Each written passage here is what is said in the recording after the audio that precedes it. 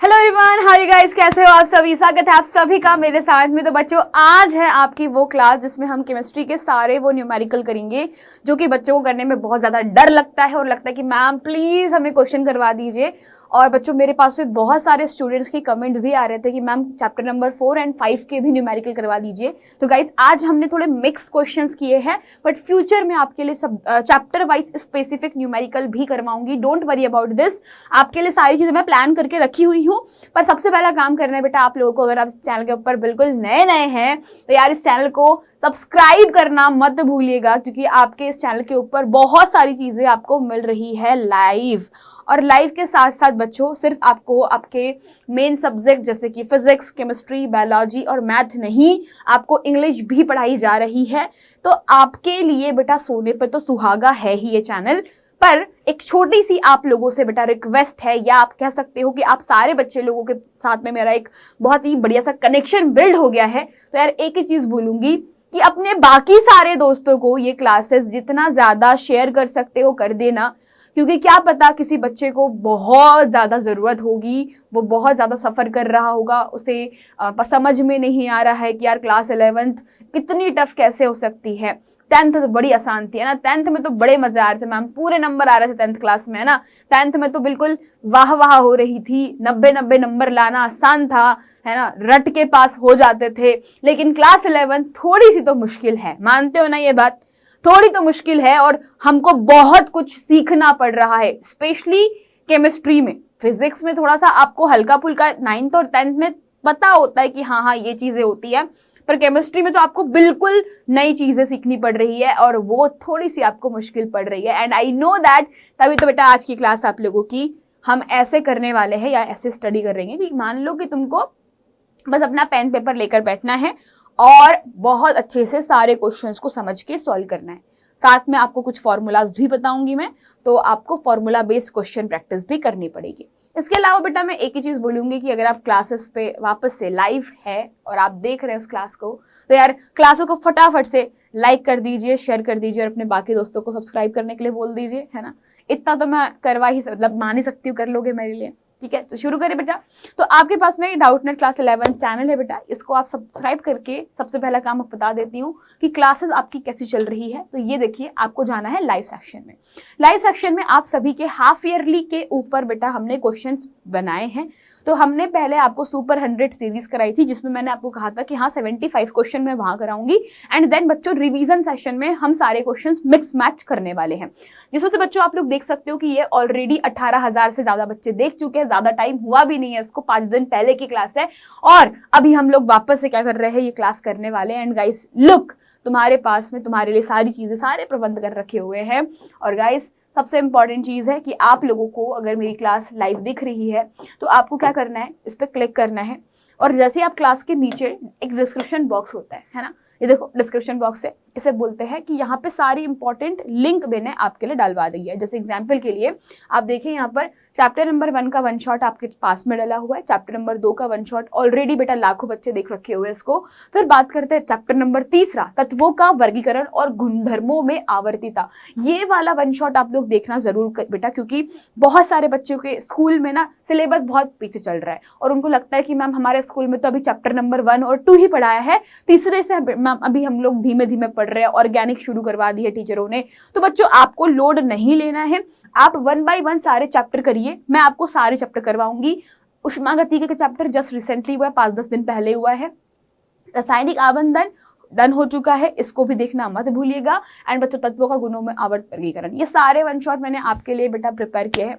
और मुझे पता है कि बहुत सारे बच्चे ना पेड कोर्सेज से हमारे जुड़े नहीं हुए, बट स्टिल मुझे उनको भी पढ़ाना है। तो मैंने वो सारे इंपॉर्टेंट टॉपिक को ना यहाँ पर कवर किया है जो कि एग्जाम में पूछे जा सकते हैं। छोटा मोटा ऑब्वियसली बात है बेटा, पेड कोर्स में बहुत डिटेल में पढ़ाया जाता है, बट हाँ यूट्यूब पे भी उसी चीज़ को मेंटेन करने की पूरी कोशिश की गई है। बट आई होप कि तुम्हें ये हमारे सारे वीडियोस पसंद आ रहे होंगे बेटा, और आप इस चैनल को फटाफट से मतलब अपने विश लिस्ट में डाल दीजिए, आपका प्यार बना लीजिए, क्योंकि बहुत सारी चीज़ें हम लोग यहाँ पे सीखेंगे। यस, तो फायर वाली इमोजी के साथ शुरू करते हैं आज का क्लास। रेडी सारे बच्चे? क्या सारे बच्चे तैयार है क्लास के लिए? जल्दी बताइए भैया, सारे बच्चे तैयार है क्लास के लिए? रेडी?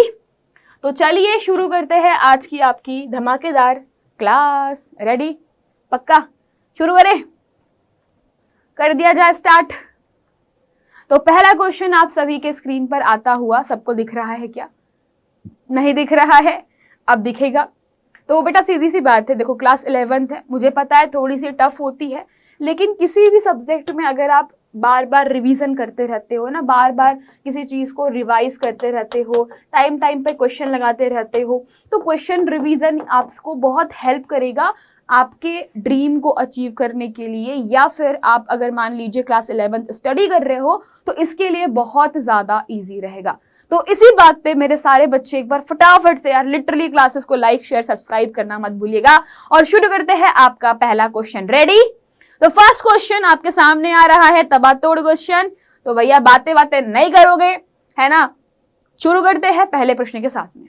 ओके चलो, तो पहला क्वेश्चन आपके सामने लिखा हुआ है कि 12 ग्राम कार्बन 32 ग्राम ऑक्सीजन के साथ में मिलकर कार्बन डाइऑक्साइड बनाता है, तो 6 ग्राम कार्बन कितने ग्राम की ऑक्सीजन के साथ में मिलकर के CO2 बनाएगा? बहुत प्यारा क्वेश्चन है।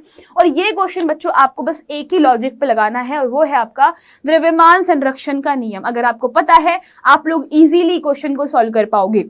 चलो बताओ फटाफट से क्या लॉजिक लगेगा इसके अंदर। लॉजिक पता चल गया तो क्वेश्चन आसानी से हल हो जाएगा। लॉजिक समझ में नहीं आया तो अटक जाओगे बाबा, समझो इस बात को, बहुत इंपॉर्टेंट चीज है लॉजिक लगाना। अब बच्चे क्वेश्चन मैम नहीं आ रहा करके देखो, मैं बता रही हूं नहीं आ रहा वाला कमेंट करना मत, क्योंकि बेटा आता किसी को नहीं है, सीखना पड़ता है ना, आता किसी को नहीं है, सीखना पड़ता है अपने को, ठीक है? तो भैया क्वेश्चन को देखकर मैं एक ही चीज बोलूंगी कि हाँ दिख रहा है कि 12 ग्राम कार्बन 32 ग्राम ऑक्सीजन के साथ में मिलकर के CO2 बनाता है। तो सबसे पहला काम करेंगे इसका समीकरण लिखने का। जब भी कोई ऐसा क्वेश्चन आएगा, रूल नंबर पहला क्या करना है? समीकरण लिखना है कि हाँ कार्बन ने ऑक्सीजन से अभिक्रिया करी। दिख रहा है अपने को? तो बस इतना देखना है, कार्बन ने ऑक्सीजन के साथ में अभिक्रिया करके कार्बन डाइऑक्साइड गैस बनाया। इसमें किसी को डाउट है? नहीं डाउट है। अब बच्चों हमसे ये बोल रहा है कि अगर 12 ग्राम ने मिल करके कितना 32 ग्राम के साथ में CO2 बनाया, तो इस सिचुएशन में क्या करना है तुम्हें बेटा? इस समीकरण के लिए तुम्हें पता है तुम्हारे मोल कितने हैं। तो हम देख सकते हैं कार्बन के लिए 1 मोल, ऑक्सीजन का 1 मोल मिल करके 1 मोल CO2 बना रहा है। एम आई राइट? ये जो तुम्हारे सामने बेटा संतुलित रासायनिक समीकरण लिखा जाता है, वो रासायनिक समीकरण में रस समीकरण मिति गुणांक, इनको क्या बोलते हैं हम लोग? रस समीकरण मिति गुणांक। ये रस समीकरण मिति गुणांक हमें बताते हैं किसके बारे में? हमारे मोलों के बारे में, कि भाई कितने मोल ने कितना रिएक्शन किया है। Got this point? तो यहाँ पे एक ने मिलकर दूसरे के साथ में रिएक्शन करा है। सो अब हम कैसे सॉल्व करेंगे इस क्वेश्चन को? तो आपको बेटा पता होना चाहिए कि 1 मोल में कितना द्रव्यमान होगा कार्बन का। तो 1 मोल में कार्बन का 12 ग्राम होता है। तो 12 ग्राम ने मिल करके बेटा कितने, यहां पर आपको बता दूं 1 मोल ऑक्सीजन गैस है बेटा। तो हमारे पास यहाँ पे कौन है? O2 परमाणु है। देखो सब लोग देखो, यहाँ पर हमारे पास में ना O मतलब ऑक्सीजन है और इसके 2 परमाणु हैं। तो हम कहेंगे 2 गुना यहाँ पर 1 ऑक्सीजन का द्रव्यमान मिल करके हमें दे रहा है 44 ग्राम की CO2। निकाल लेना कैसे हुआ। तो यहाँ पर आप देखोगे कि हमारे पास 32 ग्राम का क्या है बेटा? हमारे पास में ऑक्सीजन है, एंड 12 ग्राम का हमारे पास में कार्बन है। तो अगर आप देख रहे हो, हमको देखना, हमको मतलब ही नहीं है, फर्क नहीं पड़ रहा कि आपके पास में उत्पाद में क्या हो रहा है, क्योंकि देखो यही से काम हो जाएगा, काम आपका यहीं से हो जाएगा। तो यहाँ पे कौन है? 12 ग्राम, यहाँ पे कौन है आपके पास में? 32 ग्राम। तो यह 32 ग्राम और यहाँ पे 12 ग्राम मिल करके आपको 44 ग्राम का CO2 दे रहे हैं। तो अब बोल रहा है कि 6 ग्राम कितने का देगा? 6 ग्राम का अपने को निकालना है। तो मैं जानती हूँ कि भैया 12 जो होता है 6 का दुगुना होता है। मेरे को ये बात पता है कि 12 6 का दुगुना होता है। तो मैं पूरे समीकरण में 2 का भाग लगा सकती हूँ, तो यहाँ पे 2 का भाग लगा दो, यहाँ पे 2 का भाग लगा दो, और यहाँ पर भी 2 का भाग लगाने से तुम्हें तुम्हारा उत्तर मिल जाएगा बेटा। तो 2 का भाग लगाओगे, यहाँ मिलेगा तुम्हें 6 ग्राम। तो 6 ग्राम तुम्हारे पास में क्या है? कार्बन है। 2 एकम 2, ठीक है। तो आपके पास में कितना बेटा? 16 दूनी 32 होता है। तो 16 दूनी 32 और यहाँ पे 22 ग्राम्स आपके पास में CO2 गैस मिल रही है। मतलब देखो कितना इजी क्वेश्चन होता है, लेकिन बच्चे बहुत रोते हैं भाई, रोना चालू कर देते हैं, नहीं आ रहा। ये मत किया करो, नहीं आ रहा है तो सीखना होता है बेटा। ऐसे बहुत सारे क्वेश्चन, ये तो बहुत इजी क्वेश्चन है। अगर मान लो क्वेश्चन आ गया कि हमारे पास में H2 और ऑक्सीजन मिल करके जल का निर्माण करती है, तो इतने में इतना तो कितना, अगर ऐसे क्वेश्चन आएंगे। समीकरण, रूल नंबर पहला समीकरण लिखो, दूसरा नंबर का रूल है कि आपका रस समीकरण मिति गुणांक देखो, तीसरा आपको क्या करना है, उसको देखो कि प्रश्न में क्या पूछा है, बस ये करो, सॉल्व हो जाएगा।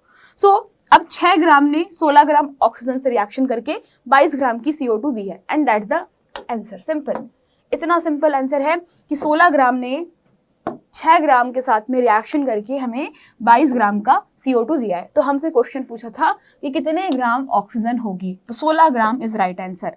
तो जिन विद्यार्थी गणों ने 16 पर टिक मार्क किया है, बेटा मुबारक हो, तुम्हारी बल्ले बल्ले। ठीक है, आगे बढ़ते हैं अगले क्वेश्चन की तरफ। नेक्स्ट क्वेश्चन लिखे, यदि नाइट्रोजन और ऑक्सीजन आपस में संयोग करके विभिन्न प्रकार के यौगिक बनाती है तो ये किस नियम को दर्शाता है। तो बच्चों आपको नहीं पता हो तो मैं एक्सप्लेन कर देती हूँ। ये जो नियम है गुणित अनुपात का नियम कहलाता है। इसे हम क्या कहते हैं, गुणित अनुपात का नियम।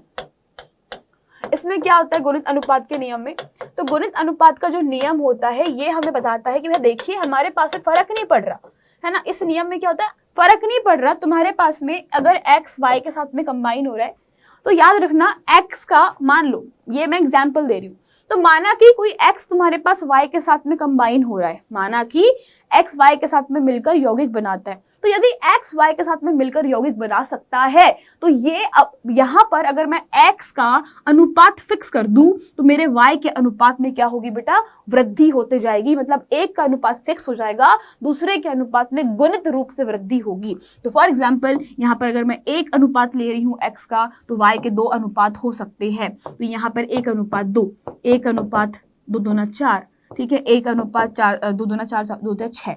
तो दिस इज द सिनेरियो। ठीक है, और आप इसको हल करोगे तो आपको मिलेगा गुणित अनुपात, यानी कि 1 2 3 एंड दैट्स सिनेरियो, है ना, 1 2 3। तो आप पाओगे कि y के गुणित अनुपात आपको मिल रहे हैं, है ना, एंड दैट्स द गुणित अनुपात का नियम। तो आपके पास जब यौगिक बनेगा तो यौगिक इस प्रकार से बनेगा, xy, xy2, xy3, xy4 and so on. तो डिपेंड करता है आपके पास में कि आप रिएक्शन कैसे करवा रहे हो। एक बहुत प्यारा सा एग्जांपल आपके सामने है नाइट्रोजन और ऑक्सीजन का। तो नाइट्रोजन जब ऑक्सीजन से रिएक्शन करता है बच्चों तो निम्नलिखित प्रकार के यौगिक बनाता है।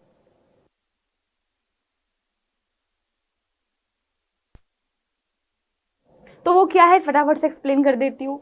जैसे एग्जाम्पल के लिए नाइट्रोजन बनाता है NO, NO2, N2O, N2O3 and N2O5, तो सो ऑन, 5 यौगिक इसके बनते हैं।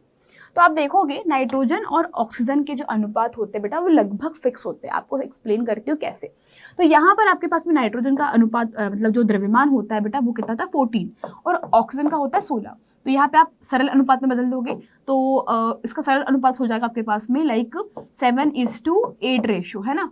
आपके पास में 7:8 में नाइट्रोजन का एक सिंगल है ना NO बन रहा है। अब जब तुम्हारे पास में NO2 बन रहा था तो आपके पास में क्या हुआ, देखो 14 तुम्हारे पास में नाइट्रोजन का द्रव्यमान है, लेकिन ऑक्सीजन का कितना हो गया डबल, मतलब कि 16 दूनी 32।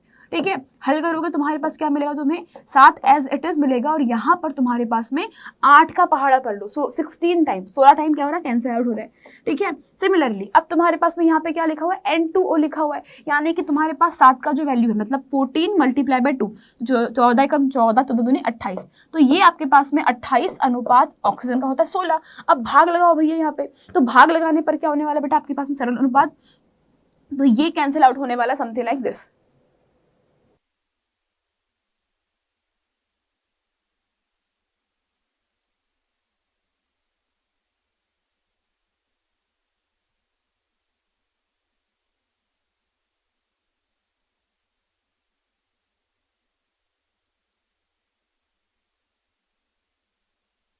तो आप 4 से इसको कैंसिल आउट करोगे तो 4 एकम 4 और ये कटेगा बेटा 4 आपके पास में 4 7 28, सॉरी 4 7 28 कटेगा आपके पास में, एंड फिर ये 16 कितने टाइम कट रहा है आप लोग देखो यहाँ से 4 चौके 16, है ना, यही कट रहा है आपके पास में 4 चौके 16 लुक, तो 7:4 रेशो। फिर अगर आप देखो तो N2O पहले आएगा, तो दिस इज तुम्हारे पास में द सीक्वेंस कि तुम्हारे पास में देखो नाइट्रोजन का जो अनुपात है वो कैसा है, फिक्स टाइप का है। सभी लोग देखो तो N2O, फिर तुम्हारे पास में तुमने लिखा NO, ठीक है, NO के बाद तुमने लिखा NO2।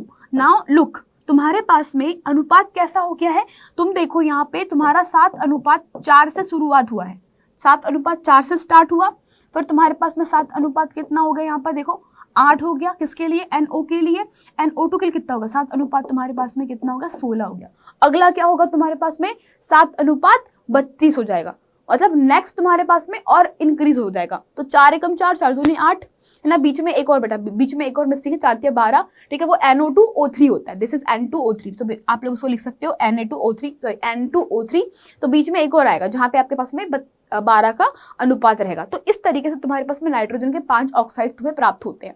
तो ये बच्चों तुम्हारे पास में गुणित अनुपात को रिप्रेजेंट कर रहा होता है ना। एक और एग्जाम्पल ले ही लेते हैं इसका।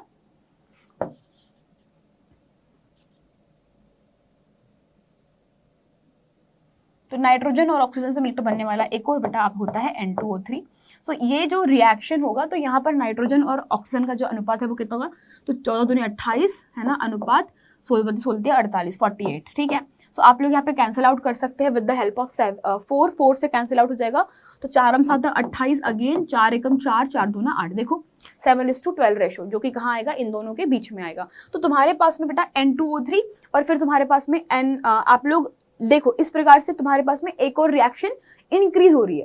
तो now what is going on, तुम लोग क्या कर रहे हो, तुम लोगों ने इतने अलग अलग तुमने नाइट्रोजन के और ऑक्सीजन के केमिकल्स देखे, या तुम लोग कह सकते हो तुम्हारे पास में तुमने नाइट्रोजन विद ऑक्सीजन अलग अलग तुम्हारे पास में यौगिक प्राप्त हो रहे हैं, और हर यौगिक में हमने एक चीज देख ली कि यार देखो, चाहे तुम्हारे पास में N2O हो, चाहे तुम्हारे पास में क्या है बेटा NO हो, या तुम्हारे पास में N2O3 हो, या फिर तुम्हारे पास में NO2 हो, है ना, इन सभी के अंदर एक चीज बहुत ही ज्यादा कॉमन आपको दिखाई पड़ रही है कि इसका जब अनुपात लिया तब भी हमारे पास में यहाँ पे 7:4 था, इसका अनुपात लिया 7:8 मिला, इसका अनुपात लिया हमको 7:12 मिला, इसका अनुपात लिया हमारे को क्या मिल रहा है बेटा 7:16 मिल रहा है। अगला क्या मिलेगा तुम लोगों को, 7, जल्दी बताओ, 7:32 है ना, 32 4 कम 4 4 4 16 4 5 20 20, तो 7:20 आपको रेशियो मिलेगा। तो this is how it going. तो आप लोग देख रहे हो, तो आपके पास में जो भी यौगिक का निर्माण हो रहा है, या जो भी आपको नाइट्रोजन और ऑक्सीजन से मिल करके यौगिक प्राप्त हो रहे हैं, उन यौगिकों के अंदर एक फिक्स हो गया और दूसरे का जो रेशियो है वो क्या हो रहा है, बार बार बदल रहा है, वो भी गुणित अनुपात में। देखो 4 एकम 4, 4 दूने 8, 4 तिया 12, 4 चौके 16, 4 पंचे 20, दैट्स इट। सो इसे हम लोग कहते हैं गुणन अनुपात का नियम। अब आपका एक छोटा सा काम है बेटा, आपको नाइट्रोजन का ऑक्सीजन के साथ में 5वां, इसमें ना एक कमी है, तो आपको 5वें वाला यौगिक का नाम पता करके लाना है कि वो क्या होगा, कमेंट सेक्शन में मुझे चाहिए, ठीक है। तो आप सारे बच्चे लोग कमेंट सेक्शन में वो यौगिक का नाम जरूर बताएंगे मुझे, ठीक है। चलो, वो क्वेश्चन मार्क है, तो ये आपका होमवर्क है, लेट्स डू इट। अगला क्वेश्चन आपके सामने, 1 मोल ऑक्सीजन गैस का आयतन STP पर कितना होगा। तो बेटा आपके पास में 1 मोल जो गैसेस होती है, तो गैसों के लिए आयतन आपका ऑलवेज फिक्स रहेगा। आपको इसमें बिल्कुल नहीं सोचना है कि कौन सी गैस कितना, कुछ नहीं। आपके पास में अगर 1 मोल कोई गैस है तो उसका आयतन कैसा होगा, ऑलवेज फिक्स होगा, एंड वो हो जाएगा आपके पास में 22.4 लीटर। यही तो एवोगाड्रो प्रिंसिपल था। तो हमारे पास में बेटा 1 मोल ऑक्सीजन गैस के लिए STP पर जो हम लोग कह सकते हैं आयतन होगा, वो कितना होगा, 22.4 लीटर के बराबर होगा। अगला बच्चों आपके पास में जो क्वेश्चन है वो क्या होगा, 36 ग्राम पानी H2O में कितने मोल के अणु होंगे। तो आपके पास बोल रहा है 36 ग्राम पानी के लिए कितने मोल के अणु होंगे। अब सीधी सी बात है, हमारे पास में देखो एक ही चीज करना है, जब भी कोई मोल कॉन्सेप्ट पे बेस्ड क्वेश्चन आता है बेटा, व्हेनेवर जब भी कोई क्वेश्चन आपका मोल कॉन्सेप्ट पे बेस्ड आता है, आपको बस एक ही काम करना है। और काम क्या पता है कि तुम्हारे पास में क्या दिया गया भैया, 36 ग्राम पानी दिया गया है। क्या दिया गया है, 36 ग्राम पानी है, और फिर पूछा है मोल। तो यहाँ पे ना कोई भी हो सकता है, XYZ कोई भी केमिकल होगा। 36 ग्राम पानी, कल को बोल देगा 40 ग्राम नमक, परसों को बोल देगा कि भैया चलो बताओ 3 ग्राम ये, समझ रहे हो। तो जब भी ऐसा कोई क्वेश्चन आएगा तो आपको मोल कॉन्सेप्ट का बस एक ही बेटा फॉर्मूला लगाना है, यूज करना है। और मोल निकालने के लिए हमें बस एक चीज करनी है, और वो क्या है कि जो भी जितने ग्राम हमें बोला गया है, मतलब इसको मैं बोलती हूँ दिया गया भार। इसे क्या कहते हैं हम लोग, दिया गया भार। कितना भार हमको दिया गया है, डिवाइडेड बाई हमको लिखना है जल का, किसका, पानी का पूरा भार। तो इसको हम कहते हैं आणविक भार। उस यौगिक का ही आणविक भार हम लोग लिखेंगे। तो अब देखो एक छोटी सी चीज है बेटा, आणविक भार निकालना आना चाहिए, हैं बोलो। आणविक भार निकालने नहीं आएगा तो क्वेश्चन कर पाओगे क्या, बताओ? नहीं कर पाओगे। तो आणविक भार कैसे निकालोगे जी? आणविक भार निकालने का भी तरीका होता है। तरीका क्या होता है? खैर ऐसे बहुत सिंपल है। O का द्रव्यमान धन तुम्हारे पास एक हाइड्रोजन का मतलब होता है बेटा तुम्हारे पास में वॉट एवर, एंड 2 × में एक H का द्रव्यमान। तो दिस इज द फॉर्मूला। मतलब जितने परमाणु है ना, जितने परमाणु तुम्हारे यौगिक में प्रेजेंट है उनके द्रव्यमानों का योग कर दो। जैसे हाइड्रोजन 2 है, ऑक्सीजन 1 है, तो उनके हमने जोड़ दिया, तो हमारे पास में कितना हो गया? 18 ग्राम बेटा इसका उत्तर आता है। H2O के लिए तो आप लोग याद ही रखो, 18 ग्राम हमारे पास में क्या होता है? इसका द्रव्यमान होता है। कितना? 18 ग्राम हमारे पास में H2O का द्रव्यमान होता है, आणविक भार। तो अतः 36 ग्राम को ऊपर लिखेंगे, दिया गया भार विच इज W, आणविक भार विच इज छोटा m बड़ा m, जनरली टीचर्स यूज करते हैं उनके हिसाब से व्हाटएवर। तो 36 के बटे में आणविक भार को आप लिख सकते हो यहाँ पर 18। तो 18 का 18 दूना 36 है ना, तो मेरी जो मैथ्स है उसके हिसाब से 18 दूनी 36 होता है। तो ऑफकोर्स बच्चों तो आप लोग कहोगे इसको कि ये हमारे पास में 2 ही मोल होता है। यस है ना, हो गया, आसान था क्वेश्चन। बताओ इसके लिए तुम रोते रहता मैडम ये नहीं आता, मैडम वो नहीं आता, आंसू बड़े बड़े आंसू, मैम नहीं हो रही, मैम केमिस्ट्री नहीं हो रही है, नहीं हो रही, अब हो रही है। अगला 11 ग्राम कार्बन डाइऑक्साइड में अणुओं की संख्या कितनी होगी? बताओ, ये क्वेश्चन करके दिखाओ तो मान जाओगे। अब देखो यहाँ पर ना तुमसे पूछा है अणुओं की संख्या, है ना, तो अणुओं की संख्या मतलब कि वो हमसे बोल रहा है कि अवगाद्रो नंबर को यूज करना पड़ेगा। बहुत सिंपल सी बात है, अणुओं की संख्या मतलब कि अवगाद्रो नंबर्स का यूज तो करना पड़ेगा। तो फिर कैसे किया जाए? तो बेटा एक फॉर्मूला ऑलवेज याद रखना, आपके पास में जो मोल कॉन्सेप्ट में एक फॉर्मूला होता है। सो मोल बराबर से आप लिखोगे दिया गया भार के बटे में दिया गया आणविक भार, it is n equals to, हम लगाते हैं आपके पास में दिया गया आयतन के बटे में तुम्हारे पास में 4 लीटर आयतन। तो ये आयतन के लिए होता है। और फिर होता है अणुओं के लिए। तो अणुओं की संख्या को हम लोग छोटा n से दर्शाते हैं कि आपके पास में कितने अणु हैं, और डिवाइडेड बाय आप इसको लिखिएगा अवगाद्रो नंबर। ठीक है, तो बेटा ये फॉर्मूला आप लोग ऑलवेज दिमाग में छाप लो, प्रिंट कर लो, व्हाटएवर। ये आयतन के लिए है, ये तुम्हारे पास में कब है? जब भार दिया जाए और तुमसे बोला जाए मोल निकालो। और ये तब के लिए है जब तुम्हारे पास अणुओं की संख्या दी जाए और फिर बोला जाए कि क्या निकालो? मोल निकालो। जहाँ पे ए क्या होता है बेटा? अवगाद्रो नंबर होता है। ठीक है, अवगाद्रो संख्या होती है। और मैं तुम्हें एक चीज बोलूंगी, बहुत सारी जगह बेटा मोल को ना एन से दर्शाते हैं ना, बहुत सारे बुक्स में मोल को एन से रिप्रेजेंट करते हैं। तो मैं यहाँ पर जो हमें क्वेश्चन में लाइक पूछा ना अणुओं की संख्या, वो उसको एक्स मान लेती हूँ। तो मोल को इन जनरली लोग एन से दर्शाते हैं। तो अब मेरे पास में ना देखो क्या क्वेश्चन दिया, क्वेश्चन में बोला गया कि 11 ग्राम कार्बन डाइऑक्साइड में अणुओं की संख्या निकालो। यार अब इस क्वेश्चन को कैसे करूँ मैं? हैं कैसे करूँ? मतलब देखो 2 तरीके करने के, एक लंबा तरीका, एक शॉर्टकट। कौन सा करना चाहते हो वो तुम पर डिपेंड करता है। और अक्सर शॉर्टकट जो है बेटा वो जो जिनको बहुत प्रैक्टिस हो रखी है ना, बिल्कुल जिन्होंने बिल्कुल बहुत क्वेश्चन लगा रखे हैं, ढेर क्वेश्चन कर रखे हैं, तो उन बच्चों के लिए शॉर्टकट इजी और आसान हो जाते हैं। और आपको भी इसी तरीके से करना है। सो गाइस तुम्हारे पास में मोल बराबर से W के बटे में क्या है? M है। So now let's solve this question. तो आपके पास में क्वेश्चन हो जाएगा समथिंग लाइक दिस। तो आप लिखोगे बच्चों W के बटे में M है ना, विच इज आणविक भार, इक्वल्स टू X के बटे में A। मैंने क्या करा है, ये जो फॉर्मूला था उसमें से जिसकी जिसकी मुझे जरूरत थी उसको बराबर लिख दिया। तो एग्जाम्पल के लिए मुझे ग्राम में दिया गया था मान, तो ग्राम में भार दिया गया है, मुझे ये निकालना है M, अवगाद्रो संख्या मुझे पता है और X का मान निकल जाएगा। तो इस अनुसार हम कह सकते हैं दिया गया भार हमारे पास में W कितना दिया बेटा? चलो बताओ। W दिया गया है हमको 11 ग्राम। डाउट? No doubt. अब हमसे पूछा है कार्बन डाइऑक्साइड का आणविक भार, तो आणविक भार क्या निकालोगे? M, तो वो कितना निकालोगे? 44 ग्राम। अभी बताया था बेटा कार्बन डाइऑक्साइड का आणविक भार 44। कैसे?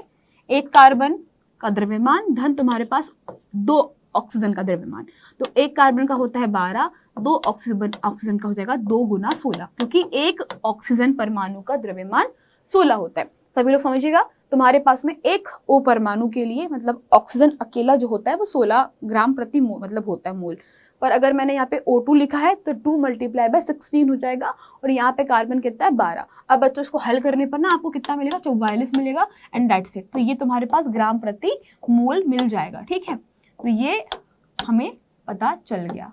तो 44 ग्राम प्रति मोल हमें पता है। सो अब हम लोग मान रखेंगे, हल करेंगे। अब ए क्या होती है, अवगाद्रो संख्या, वो कितनी होती है 6.022 इंटू 10 टू द पावर 23, ठीक है। तो ये तुम्हारे पास में मान है 10 टू द पावर 23, ठीक है। हल करेंगे तो x बराबर इसे मैं लिख सकती हूँ W इंटू ए के बटे में m। सो W कितना है बेटा, 11 गुना अवगाद्रो संख्या 6 multiply by 6.02 into 10 to the power 23 के बटे में 44। तो ये कट जाएगा कितने टाइम से में, आपके पास में 4 टाइम। सभी लोग देखो 11 से 44 4 बार कटेगा, तो 4 एकम 4, ठीक है। फिर बच गया कितना 2, 4 पंच 20, तो 1.5 इंटू में 4 पंच 20, तो मतलब 1.505। सो 1.505 इज द आंसर, ठीक है। तो ये हमारे पास में राइट आंसर है। तो सभी लोग बताओगे मुझे, तो राइट आंसर कौन सा है, 1.505। So basically option number A मुझे रिलेवेंट लग रहा है, तो हम लोग कहेंगे ऑप्शन नंबर पहला इज राइट आंसर, है ना। तो option number A is correct answer बेटा, ओके। बहुत बढ़िया, चलो आगे बढ़े अगले क्वेश्चन के लिए। निम्नलिखित में से कौन सा कोण sp2 संकरण में संबंधित है बेटा। sp2 संकरण की अगर मैं बात करूं तो देखो सीधी सी बात है, जब भी आपसे कोई भी क्वेश्चन संकरण पे आधारित आ जाए या संकरण पे बेस्ड क्वेश्चन आता है, तो आपको बस दिमाग में रखना है एक चीज याद, संरचना। तुम्हें संरचना याद है, तुम्हारा बेटा क्वेश्चन आसान पड़ जाएगा। तो आप जैसे पूछा है sp2 संकरण, sp2 संकरण की संरचना कैसी होती है तुम्हारे पास में, sp2 संकरण में तीन क्या होती है, तुम्हें संतानें प्राप्त होती है। याद है तुम्हें संतान वाला कॉन्सेप्ट। तो हमारे पास में बेटा क्या हो रहा है, इस प्रकार से 1 2 3, है ना। ये चीज अगर आपको नहीं याद है तो इस तरीके से हमारे पास में क्या हो रहा है बेटा, 3 जो है हमारे पास में sp2 संकरण प्राप्त होती है संकरण के अंदर, ठीक है, जिसमें हमारे पास में इस तरीके से 3 जो है आकृति आप लोग कह सकते हो कि 1 2 3, तो 3 sp2 हमें क्या मिलते हैं बेटा, कक्षक प्राप्त होते हैं। तो 3 sp2 कक्षक के बीच में हम कहते हैं कि ये जो संरचना है ये किस प्रकार की होती है, तो आप इसे बोलते हो लगभग, ये देखो समतलीय त्रिभुज, आप लोग देख सकते हो समतलीय, आपको ये त्रिभुज की तरह आकृति दिखाई पड़ रही है। तो एक त्रिभुज का अगर आप लोग देखो समथिंग लाइक दिस, तो आपको ये इस तरीके से दिखेगा। तो इसके अंदर बेटा 120 डिग्री का कोण होता है, इनके बीच में कितना होता है, 120 अंश का कोण होता है। तो 120 डिग्री 120 डिग्री एंड 120 डिग्री। तो आप ऐसे बोल सकते हो कि आपके जो एटम्स होते हैं वो इस तरीके से क्या होते हैं, आपस में जुड़े होते हैं, जिसमें केंद्रीय परमाणु आप देख सकते हो सेंटर में है, और उसके आसपास बाकी के जो परमाणु है, एटम है, वो 120 डिग्री पर जुड़े हुए हैं। तो वी विल से कि हमारा राइट आंसर हो जाएगा 120 अंश, ठीक है। चलो अगले क्वेश्चन पे बढ़ते हैं। अगला क्वेश्चन है, उपरोक्त में से हाइड्रोजन आबंधों में से कौन सा प्रबलतम बंध है। आपसे पूछ रहा है कि which one is very powerful and बहुत स्ट्रॉन्गेस्ट होता है। तो वह सीधी सी बात है, हमारे पास में आपको हाइड्रोजन आबंध का एक ही रूल ध्यान रखना है दिमाग के अंदर, कि मान लो मेरे पास में यह हाइड्रोजन बंधा हुआ है किसी बहुत ज्यादा इलेक्ट्रोनेगेटिव से, तो मैं बोल रही एन जो है, एन नहीं, एक काम करते हैं, मैं उसको लिख रही हूँ नेगेटिव पार्ट है ना, वीई। तो मान लो तुम्हारे पास में हाइड्रोजन किसी बहुत ज्यादा ऋणात्मक कण से बंधा हुआ है, तो दूसरा अणु, तो मान लो ये एक अणु है ना, और ये कैसा नेगेटिव है। तो एक अणु जो है तो हाइड्रोजन में क्या हो रहा है कि एक परमाणु दूसरे के बहुत ज्यादा ऋणात्मक हिस्से से जुड़ा हुआ है।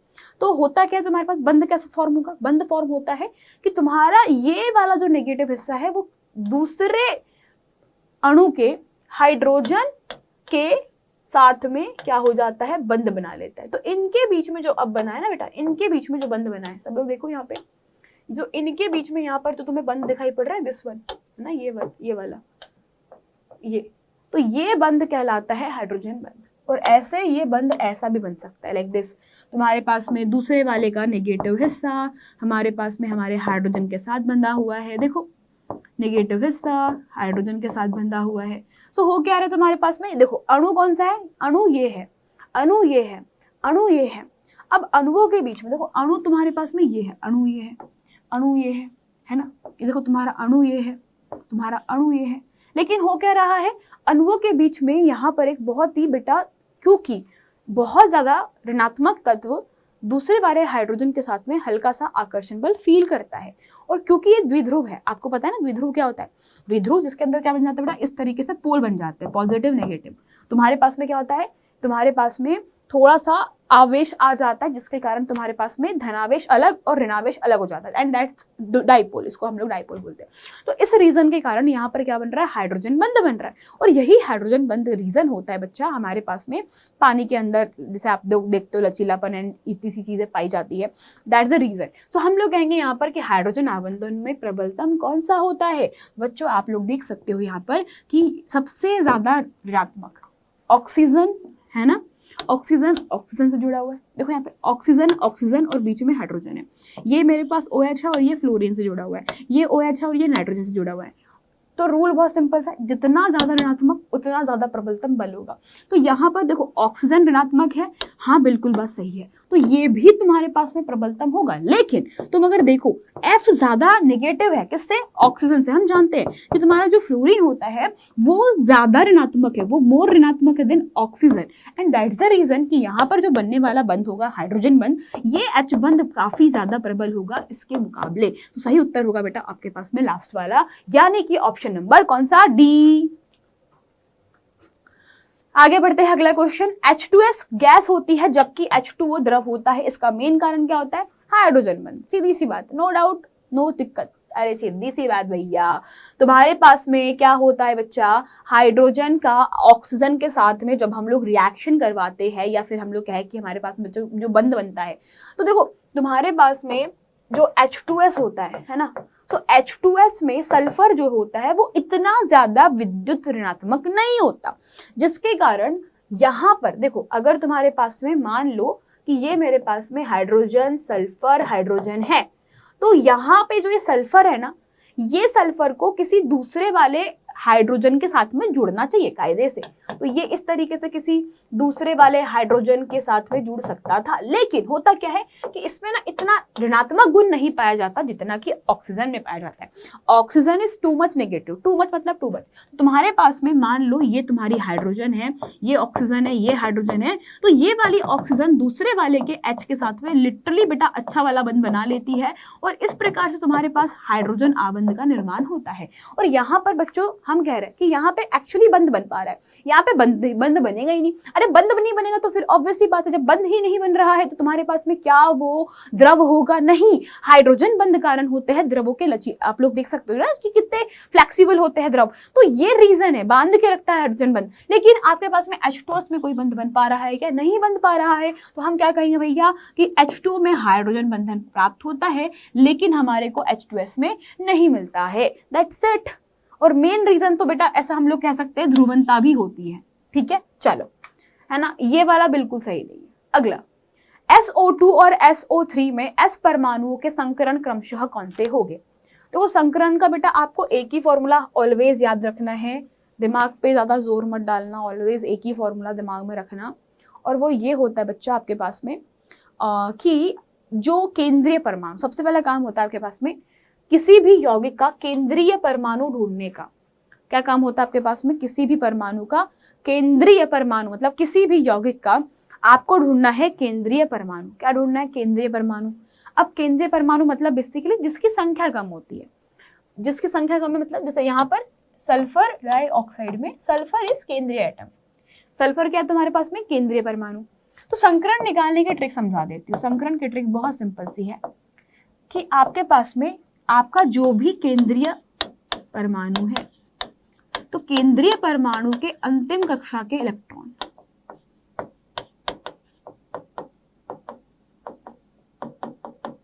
ठीक है, तो लास्ट में जितने इलेक्ट्रॉन पाए जाते हैं उसमें आपको एड ऑन कर, मतलब बेसिकली क्या करना है तुम लोगों को, बेसिकली तुम्हारे पास में एड ऑन करना है किसको, तुम्हारे जितने भी हाइड्रोजन बंध फ्लोरीन बंध होते हैं उनको जोड़ना है।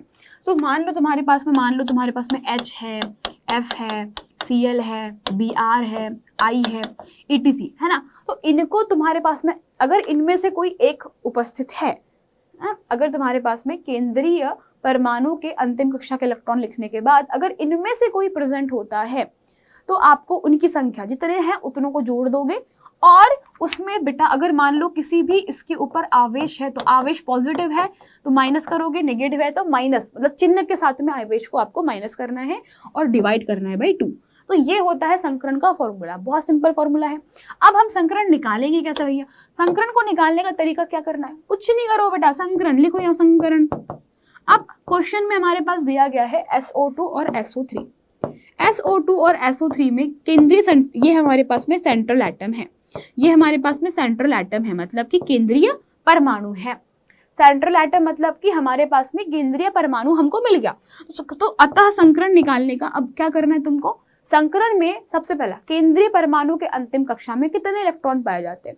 तो हमारे पास में केंद्रीय परमाणु के अंतिम कक्षा में बच्चा टोटल 6 इलेक्ट्रॉन होते हैं सल्फर के। सल्फर के लास्ट कक्षा में टोटल 6 इलेक्ट्रॉन पाए जाते हैं। तो मैं लिखूंगी यहाँ पे 6 इलेक्ट्रॉन प्लस, क्या हमारे पास अणु में कोई हाइड्रोजन, फ्लोरीन, आयोडीन, ब्रोमीन दिखाई पड़ रही है? नहीं दिखाई पड़ रही है, तो ये हो जाएगा 0। क्या कोई आवेश है हमारे अणुओं के ऊपर? नहीं, कोई आवेश नहीं है, तो ये भी हो जाएगा 0। के बटे में 2, 6 बटा में 2 कितना आया बेटा? 6 बटा में 2 3 आया क्या सबका? यानी कि 3 कक्षक आपस में पार्टिसिपेट कर रही है।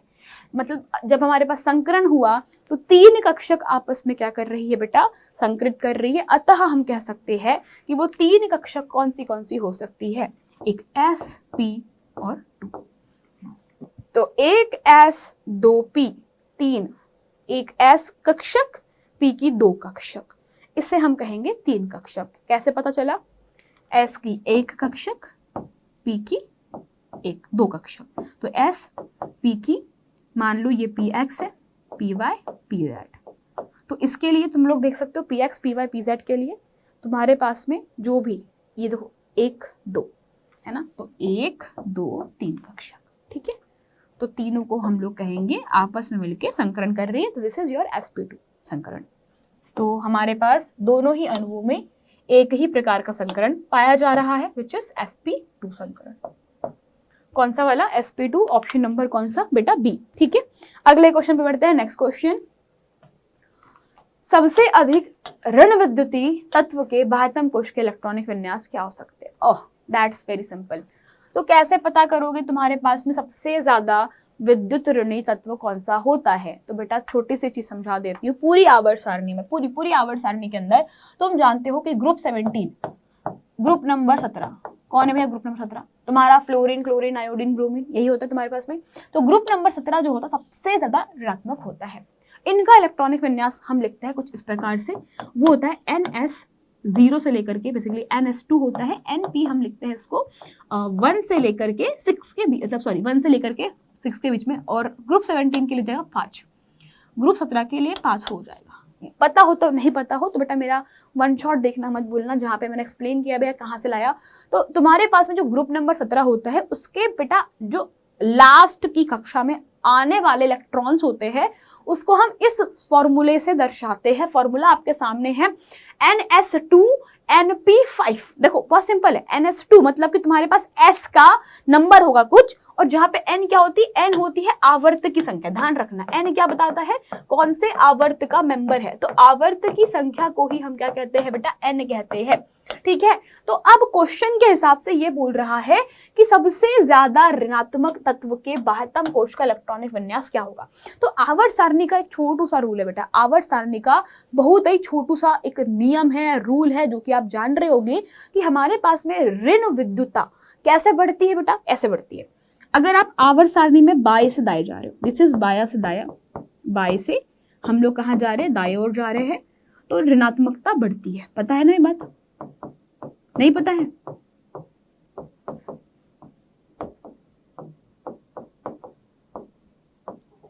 जब हम लोग बाएं से दाएं बढ़ते हैं तो ऋणात्मकता बढ़ती है, और हम जब नीचे से ऊपर आते हैं तब भी ऋणात्मकता में वृद्धि होती है।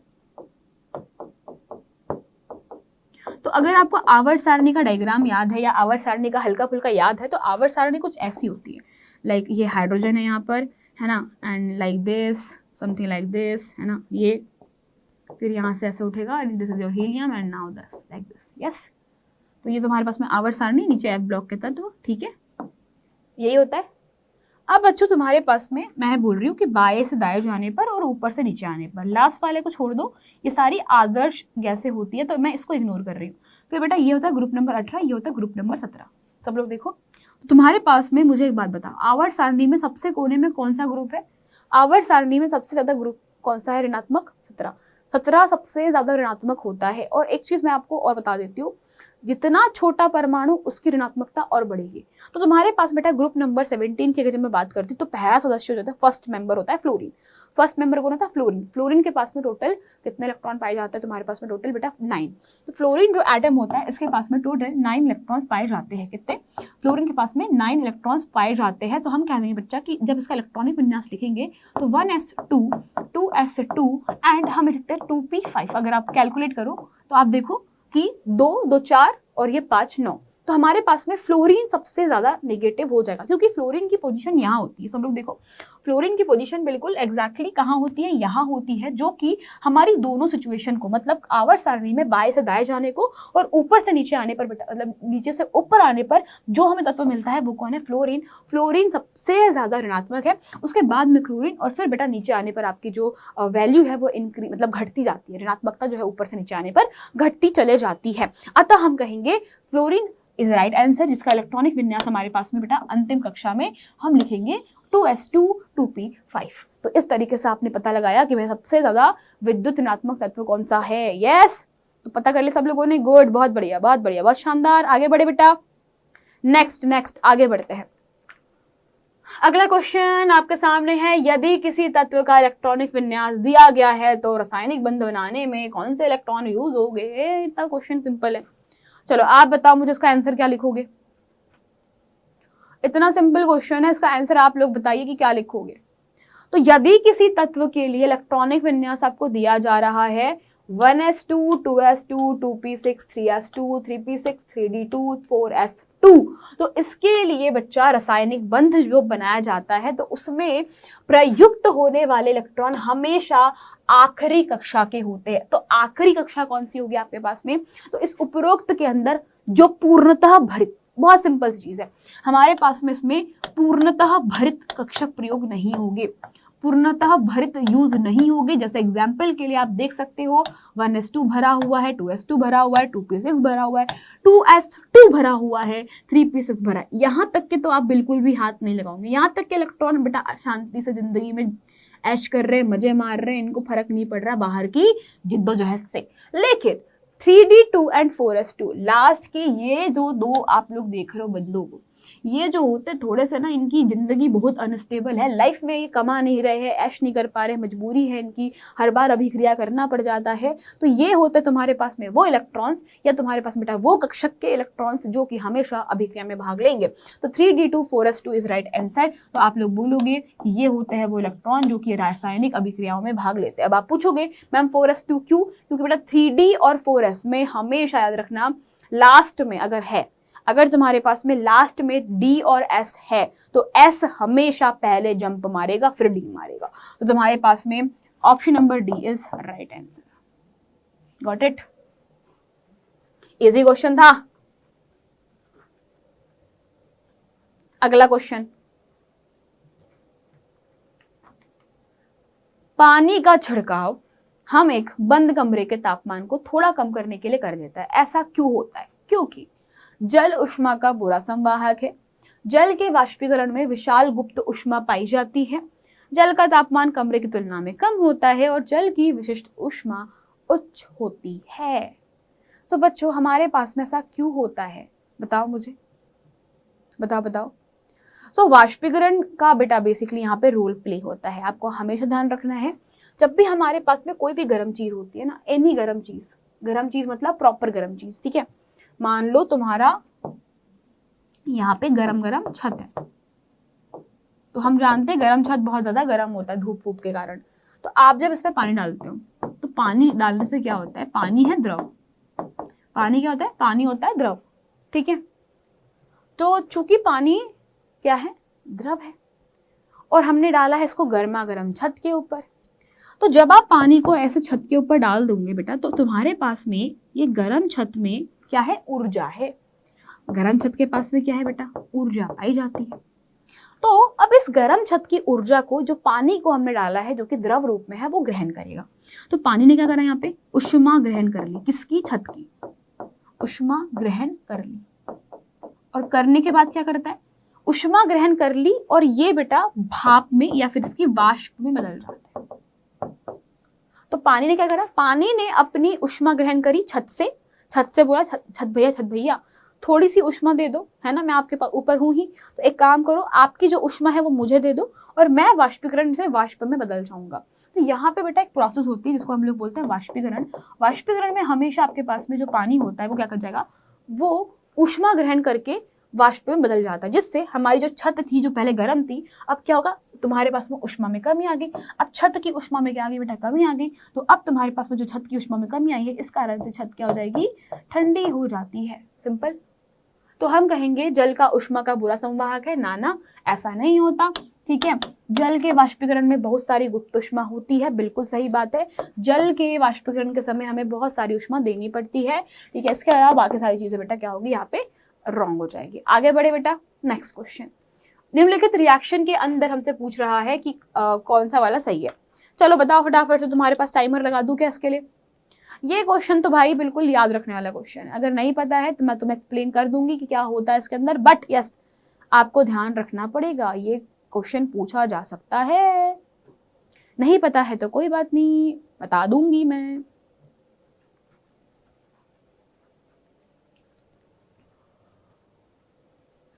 क्या होगा सही जवाब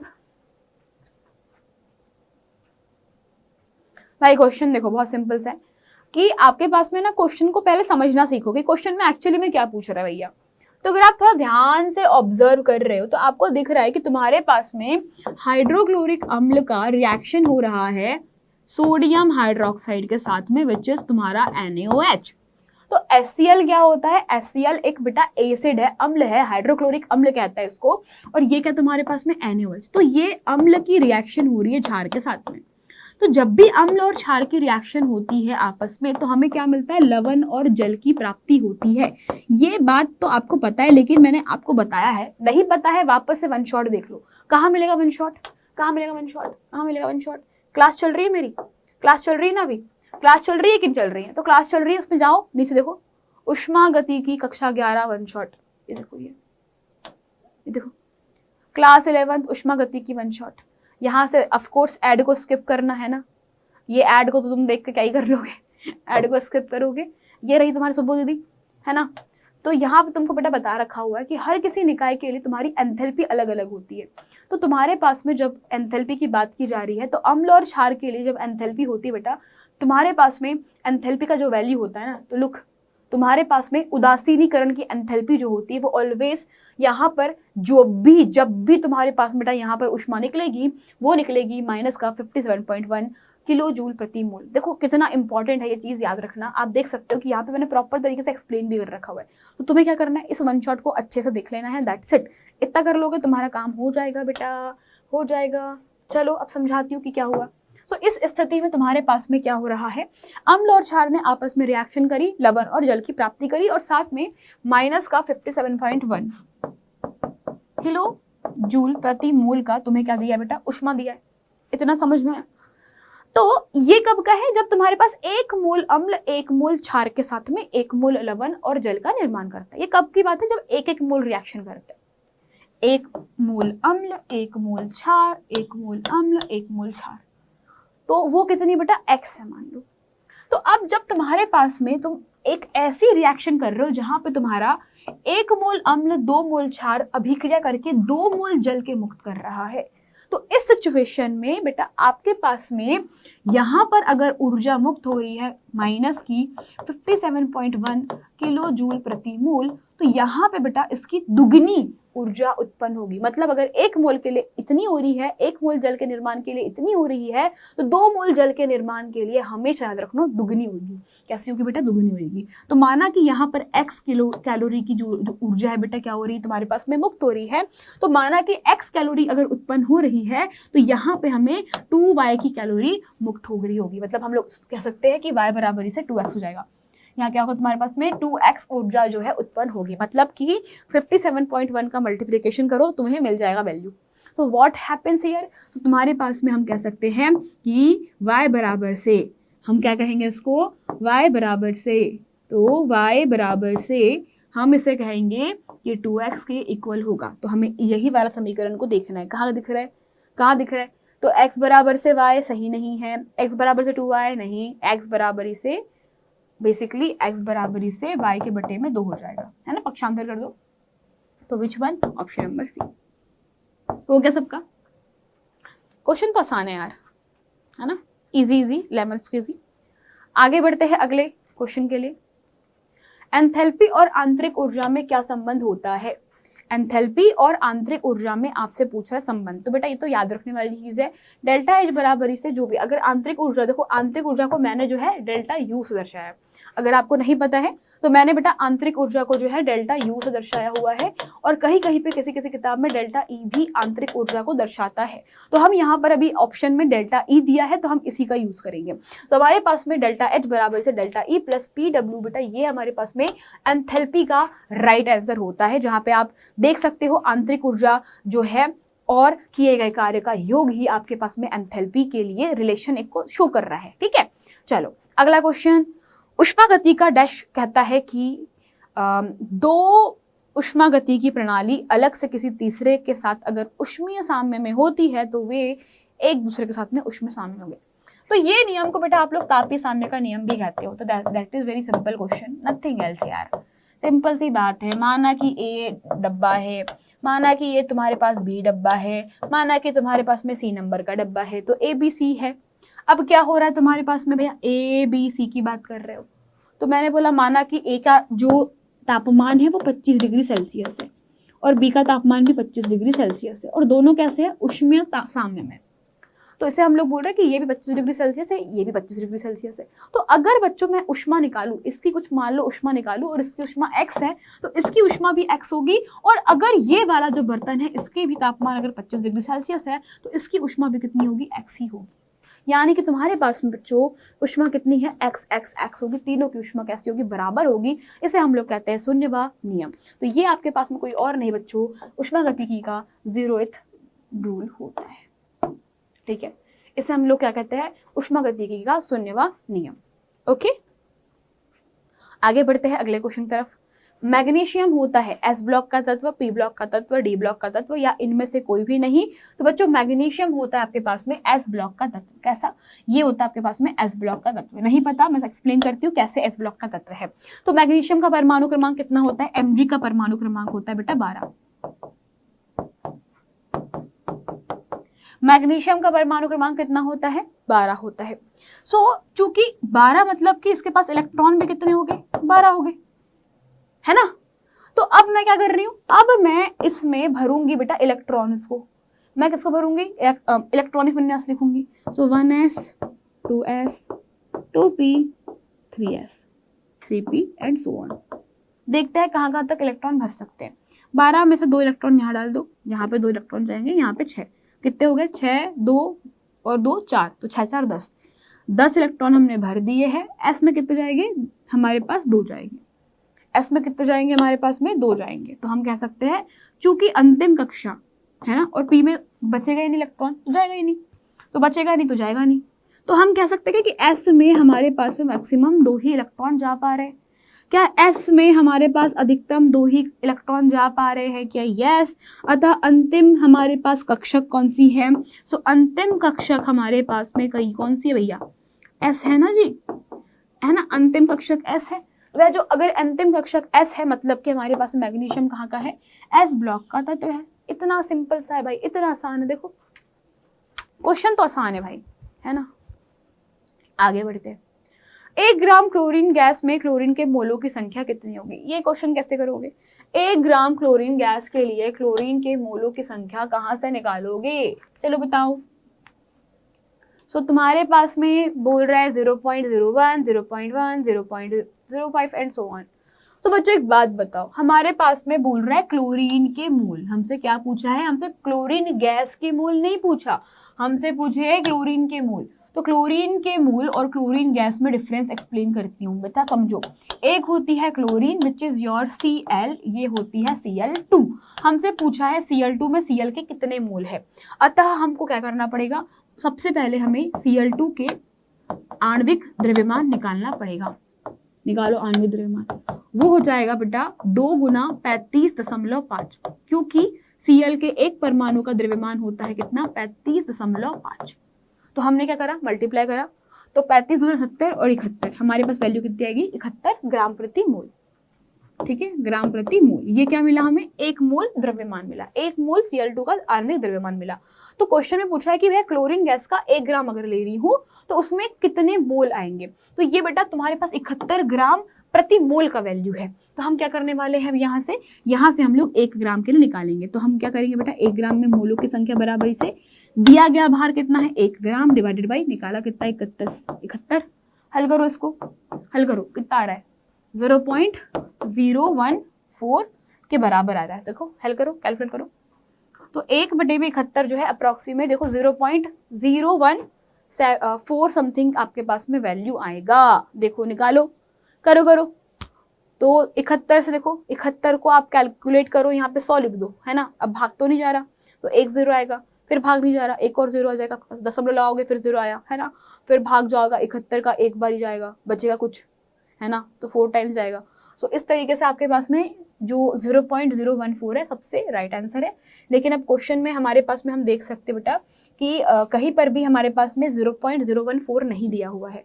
तो हम क्या कहेंगे कि हमारे पास जो भी सबसे नियरेस्ट आंसर होगा उस पर टिक मार्क करेंगे। तो जब हम लोग यहाँ पे देखेंगे तो 0.01 is right answer. So rather than बच्चों आप लोग यहाँ पे किसी और पे टिक मार्क करो, आपको इस वाले के ऊपर टिक मार्क करना है। ठीक है, ओके चलो आगे बढ़ते हैं अगले क्वेश्चन पे। अगला क्वेश्चन है आशुत जल की मोलरता कितनी होती है। अगला प्रश्न है आशुत जल की मोलरता कितनी होगी। तो भैया आशुत जल की मोलरता कितनी हो जाएगी, चलो बताओ कैसे निकालोगे। तो आशुत जल के लिए आपको बस इतना निकालना है, सबसे पहला काम जल के मोल निकालो। सबसे पहला काम है आपके लिए जल के मोल निकालो। और हमसे पूछ रहा है मोलरता, हमसे क्या पूछ रहा है बेटा, मोलरता पूछ रहा है। अगर जिस बच्चे को मोलरता नहीं पता, क्या वो निकाल पाएगा, प्रश्न को सोल्व कर पाएगा, नहीं कर पाएगा। तो जिस बच्चे को ये क्वेश्चन ही समझ में नहीं आया है वो इस क्वेश्चन को हल कर ही नहीं पाएगा। मानते हो ना ये बात, अरे मानते हो कि नहीं मानते हो। अब यही जिसको आता है वो कर लेगा, जिसको नहीं आता वो कर पाएगा क्या, नहीं कर पाएगा। तो फिर क्या करे, तो बेटा तुम्हारी सुब्बू दीदी है ना, काहे डर रहे हो यार, काहे डर रहे हो। तो जल की मोलरता को हम जब कैलकुलेट करेंगे तो आप यहाँ पर देखो कि हमें मोलरता का फॉर्मूला आना चाहिए। इसको नहीं पता बेटा मोलरता का फॉर्मूला कैसे निकालोगे, let me just tell you. मोलरता निकाली जाती है लीटर पर, सभी को ध्यान रखना है, मोलरता निकाली जाती है लीटर के ऊपर। सो हम लोग कहेंगे बेटा कि आपके पास में 1 लीटर में 1 लीटर जल 1 लीटर जल के लिए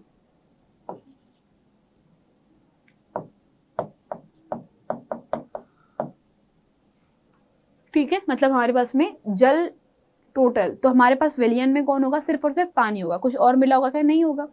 तो हमें जल के मोल निकालेंगे, तो बेटा हम जल के मोल निकालेंगे किस पे, पर केजी के ऊपर। तो आपके पास में बेटा जो द्रव्यमान होता है आपके पास में आपके किसी पानी के लिए, तो पानी का द्रव्यमान और पानी का घनत्व लगभग बराबर होता है 1 लीटर में, है ना। तो 1 लीटर जल के लिए बेटा जो पानी का घनत्व होता है वो 1060 समथिंग होता है, तो 10 समथिंग होता है। तो हम लोग इसको लगभग 1000 मान के सॉल्व करेंगे। द्रव्यमान के बटे में आयतन, आयतन होता है 1 लीटर। तो आपका जो द्रव्यमान है बेटा वो कितना आ गया, लगभग, वो ये लगभग मान होता है ना। आपके पास में जो जल का बेसिकली जो द्रव्यमान होता है वो लगभग ऐसा कुछ होता है 1090 समथिंग होता है। तो वो बेटा अप्रोक्सीमेट आपके पास में हम बोल रहे हैं कि वो कितना है, घनत्व उसका 1000 है। तो घनत्व बराबर से क्या होता है, द्रव्यमान के बटे में लीटर। तो घनत्व के साथ में हम लोग जो सॉल्व करेंगे तो द्रव्यमान कितना मिला हमें 1000। तो हम 1000 के लिए क्या करेंगे, जल के मोल कैलकुलेट करेंगे। तो यहाँ पर आप बेटा जल के मोल निकालोगे तो जल का भार जो है वो कितना होगा आपके पास में 1000 ग्राम हो जाएगा। और आपके पास में एक परमाणु के लिए बेटा तुम्हारे पास जल के एक अणु के लिए आणविक भार कितना होता है 18। नहीं समझ में आया वापस समझाती हूँ, नहीं समझ में आया वापस समझाती हूँ, वापस से देखो, वापस से देखो। तो वापस से सुनो, मैंने बोला तुम लोग को बेटा कि तुम्हारे को सबसे पहले दिमाग में ये लगाना है कि मोलरता क्या होता है। चलो एक काम करो, हम लोग फॉर्मूले से खेलते हैं। मोलरता होता है आपके पास में मोल प्रति लीटर, तो हम कहेंगे जल के मोल के बटे में विलियन का मात्रा लीटर में, विलियन की लीटर में मात्रा।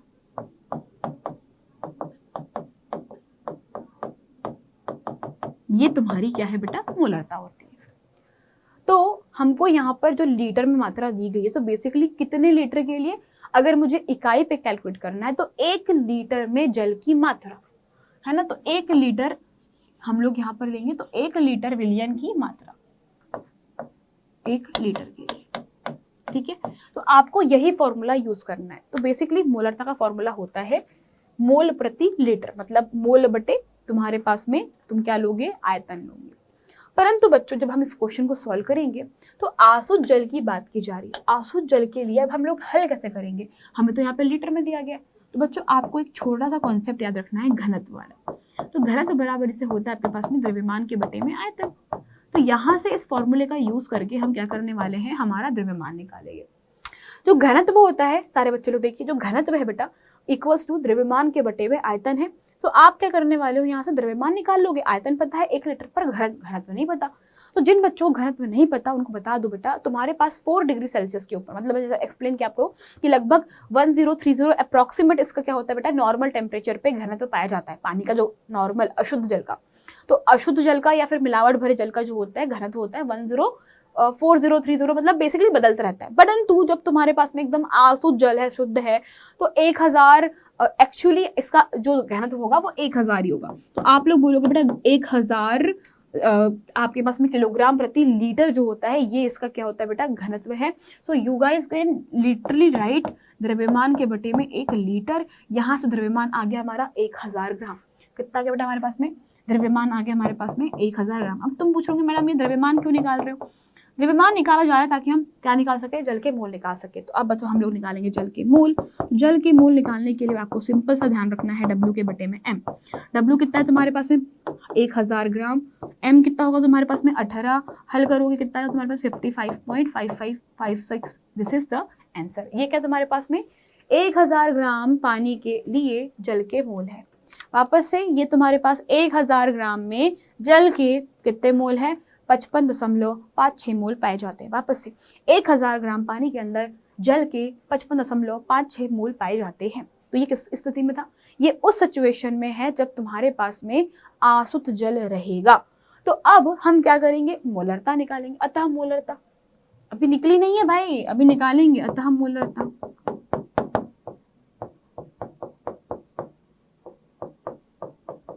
तो मोलरता हो जाएगी जल के मोल, जो कि कितने निकाले हमने 55.56। कितने निकाले बेटा हम लोगों ने, जल के मोल 55.56। Okay, this is 55.56 divided by हमारे पास में लीटर में आयतन। तो लीटर कितना है बेटा हमारे पास में, 1 लीटर। अतः हमारी जो मोलरता हो जाएगी वो कितनी हो जाएगी जल के लिए, तो आसुत जल की जो मोलरता हो जाएगी वो हो जाएगी 55.56 मोल प्रति लीटर, मोल प्रति लीटर। बस, अतः सही उत्तर क्या होगा तुम्हारे पास, सही उत्तर होगा दिस। ठीक है, फॉर्मूला याद रखना। अच्छा, इसी बात पे मुझे बताओ मोलरता क्या होता है।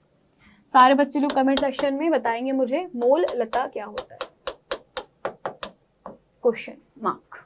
ठीक है, अगला क्वेश्चन, एक इलेक्ट्रॉन किसी 3D कक्षक में घूम रहा है, इसके लिए N, L और M के बेटा जो संभव मान है वो बताना है।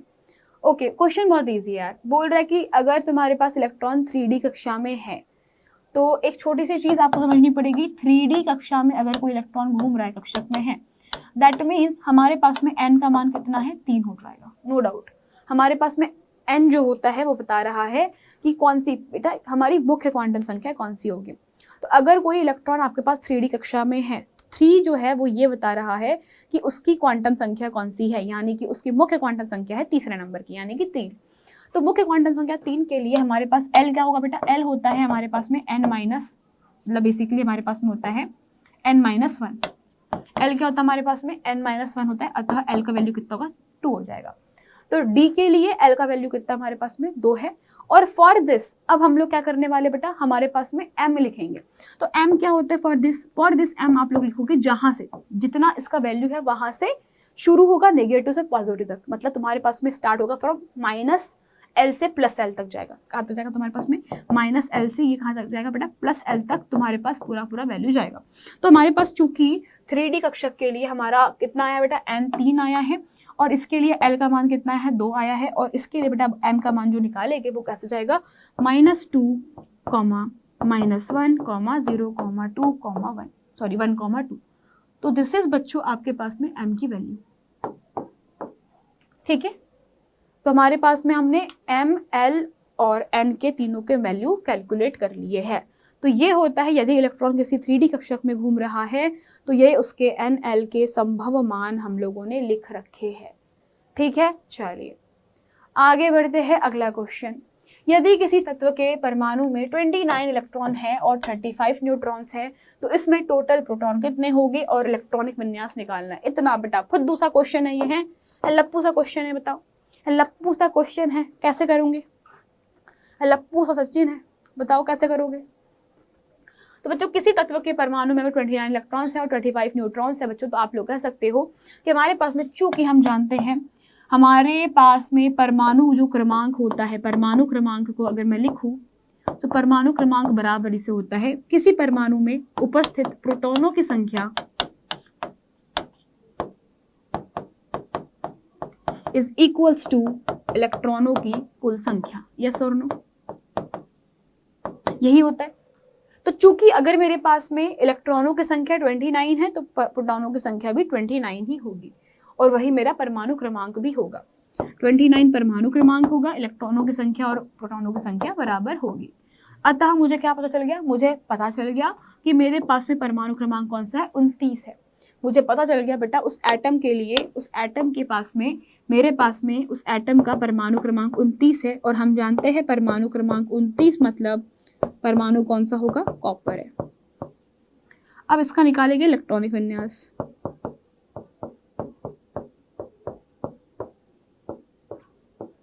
तो इलेक्ट्रॉनिक विन्यास कैसे निकालेंगे भाई, इलेक्ट्रॉनिक विन्यास निकालोगे 1s2 2s 2p 3s 3p 4s 3d, ठीक है।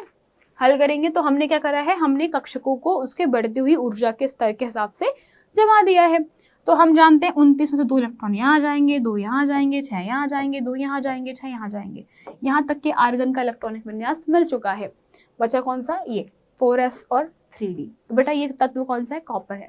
तो आपके पास में कायदे से यहाँ पर 2 इलेक्ट्रॉन जाएंगे और यहाँ पर आने चाहिए 9 इलेक्ट्रॉन, लेकिन चूंकि ये अपवाद होता है, कॉपर एक अपवाद तत्व होता है। कॉपर क्या होता है, अपवाद होता है। तो अपवाद क्या करते हैं, अपने अंतिम कक्षा को एडजस्ट करते हैं।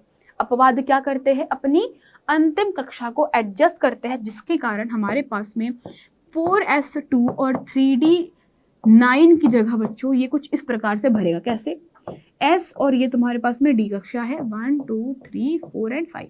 तो आप सभी लोग देख सकते हो s के अंदर टोटल कितने इलेक्ट्रॉन जाएंगे, यहाँ पर 1 इलेक्ट्रॉन जाएगा, और यहाँ पर बच्चों इस प्रकार से ये अपनी कक्षा को s से इलेक्ट्रॉन लेकर के कंप्लीट कर लेता है। मतलब पहले कितने इलेक्ट्रॉन जा रहे थे, पहले जा रहे थे तुम्हारे पास में ऐसे, ठीक है। पहले ना इलेक्ट्रॉन कुछ इस प्रकार से भरे जा रहे थे।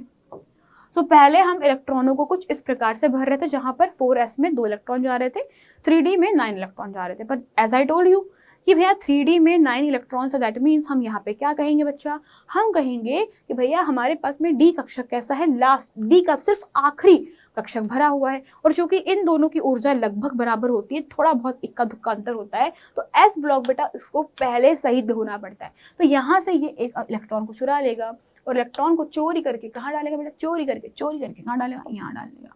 तो इस प्रकार से तुम्हारे पास में अब ये इलेक्ट्रॉनिक विन्यास ऐसा हो जाएगा 4s1 3d10 4s1 3d10। समझ में आया बरोबर। चलो आगे बढ़ते हैं। अगला प्रश्न है, किसी परमाणु कक्षक का n = 3 है, उसके लिए L और 2ml के संभव मान क्या होंगे। चलो ये क्वेश्चन कैसे करोगे। यदि तुम्हारे पास बेटा सिंपल सी बात है, अगर तुम्हारे पास में मान लीजिए क्वेश्चन गिवन है विच इज बेसिकली n = 3, तो n = 3 के लिए हम जानते हैं L = क्या हो जाएगा n-1 मतलब कि 2 होगा।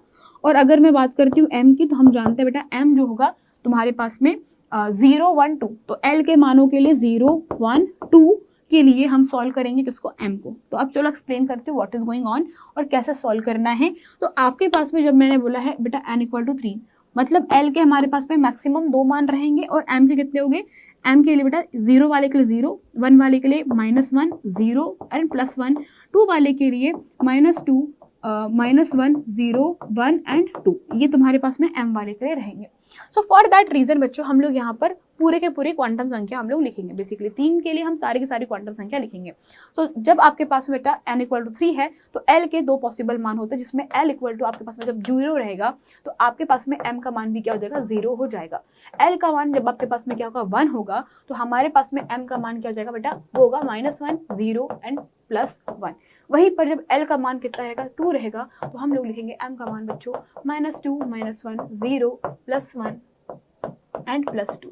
दिस इज वैल्यूज जो कि आपको समझनी पड़ेगी। ये आपके पास बेटा क्वांटम संख्याओं के लिए n l के सारे संभव मान मैंने यहाँ पर लिख रखे हुए जो कि आपको दिखाई पड़ रहा है। अगला क्वेश्चन है, 3D कक्षक के इलेक्ट्रॉनों के लिए ml और बेटा तुम्हारे पास L क्वांटम संख्याओं के टोटल मान लिखना है। तो 3D कक्षकों के लिए हम लोगों ने कर लिया है, यह ऑलरेडी डन हो चुका है। नेक्स्ट है, उपरोक्त में से कौन से कक्षक संभव है, 1p 2s 2p और 3f। चलो उपरोक्त में से क्वेश्चन बहुत प्यारा क्वेश्चन है कि निम्नलिखित में से कौन से वाले कक्षक संभव है मतलब पॉसिबल है। तुम देख सकते हो बेटा, अगर तुम्हारे पास में 1p लिखा हुआ है, हम जानते हैं कि n = 1 के लिए L = 0 होगा, तो हमारे पास m = भी 0 ही होगा। तो यहाँ पर हम देख रहे हैं ये सिर्फ S कक्षक के लिए होता है, ये सिर्फ S के लिए पॉसिबल है और कुछ है ही नहीं। तो हम कहेंगे P तो हो ही नहीं सकता, 2s हो सकता है क्योंकि n = हमारे पास में क्या है, 2s लिखा है, मतलब 2 होगा। तो L के हमारे पास में 2 मान रहेंगे, L = 0 और L = 1। इसके लिए हमारे पास m का मान होगा 0 और इसके लिए मान होगा ml के लिए, ml1 के लिए मान हो जाएगा हमारे पास में -1 0 +1, -1 0 +1। तो ऑब्वियस सी बात है हमारे पास में यहाँ पे दोनों चीजें होगी, s भी होगा तो 2s भी होगा और यहाँ पे पता चल रहा है हमको 2p भी होगा, दोनों ही होगा बेटा, s भी होगा और p भी होगा। तो हम कहेंगे हमारे पास में 2s, ठीक है। तो 2s पॉसिबल है, 2p पॉसिबल है, 3f पॉसिबल नहीं है। आप करके देखिए, आपके पास में सिर्फ d तक के ही मान ला पाओगे, m का जो वैल्यू है d तक ही मिलेगा, उसके बाद आपको नहीं मिलेगा। तो हम लोग कहेंगे f पॉसिबल नहीं है, बाकी सब पॉसिबल है। f पॉसिबल नहीं है तो 3f पॉसिबल नहीं है, 1p पॉसिबल नहीं है, सिर्फ 2s और 2p पॉसिबल है। अगला क्वेश्चन, 1 ग्राम भार में इलेक्ट्रॉनों की संख्या का परिकलन कीजिए और 1 मोल इलेक्ट्रॉनों के द्रव्यमान और आवेश का परिकलन कीजिए। चलिए करते हैं इस क्वेश्चन को। तो मैं देखो सीधी सी बात है, 1 ग्राम भार में जब इलेक्ट्रॉनों की संख्या टोटल हमें कैलकुलेट करनी है तो आपको सेम वही वाला फॉर्मूला यूज करना है जो मैंने अभी थोड़ी देर पहले लिखवाया था। कौन सा वाला, कि मोल बराबरी से आपको पता है क्या लिखोगे बेटा, W के बटे में m इज इक्वल्स टू आप लिखने वाले हो जो भी x के बटे में आपका अवगाद्रो नंबर। इस क्वेश्चन में हमसे पूछा है कि हमारे पास 1 ग्राम भार है, उसके लिए हमारा जो भी x है उसका मान कैलकुलेट करना है। अब देखो मोल तो मुझे चाहिए नहीं, मुझे चाहिए ये वाला फॉर्मूला, मुझे इतना निकालना है। तो W कितना है, 1 ग्राम दिया गया है, ये क्या है बेटा, द्रव्यमान है। तो ये द्रव्यमान किसका है, तुम्हारे इलेक्ट्रॉन का। तो इलेक्ट्रॉन का एक जो द्रव्यमान होता है उसका मान कितना होता है, द्रव्यमान होता है 9.1 इंटू 10⁻³ kgs। तो ये तुम्हारे पास एक इलेक्ट्रॉन का द्रव्यमान होता है and it is equals to x हमें निकालना है Avogadro number 6.022 into 10⁻23। Now let's solve this question. करें सॉल्व। सो आपके पास में सॉल्व करने पे बच्चों आप देख सकते हो आपके पास में 9.1 इंटू 10⁻31 जो है कन्वर्ट हो जाएगा 31 में, इंटू में आप लिखोगे 6.02 इंटू 10⁻23। हल करिए, आपके पास में 1 ग्राम में टोटल कितने इलेक्ट्रॉन हो गए। ओके सॉरी आपको ना यहाँ पे एक छोटी सी चीज़ करनी, दैट इज बच्चों just miss, this is electron.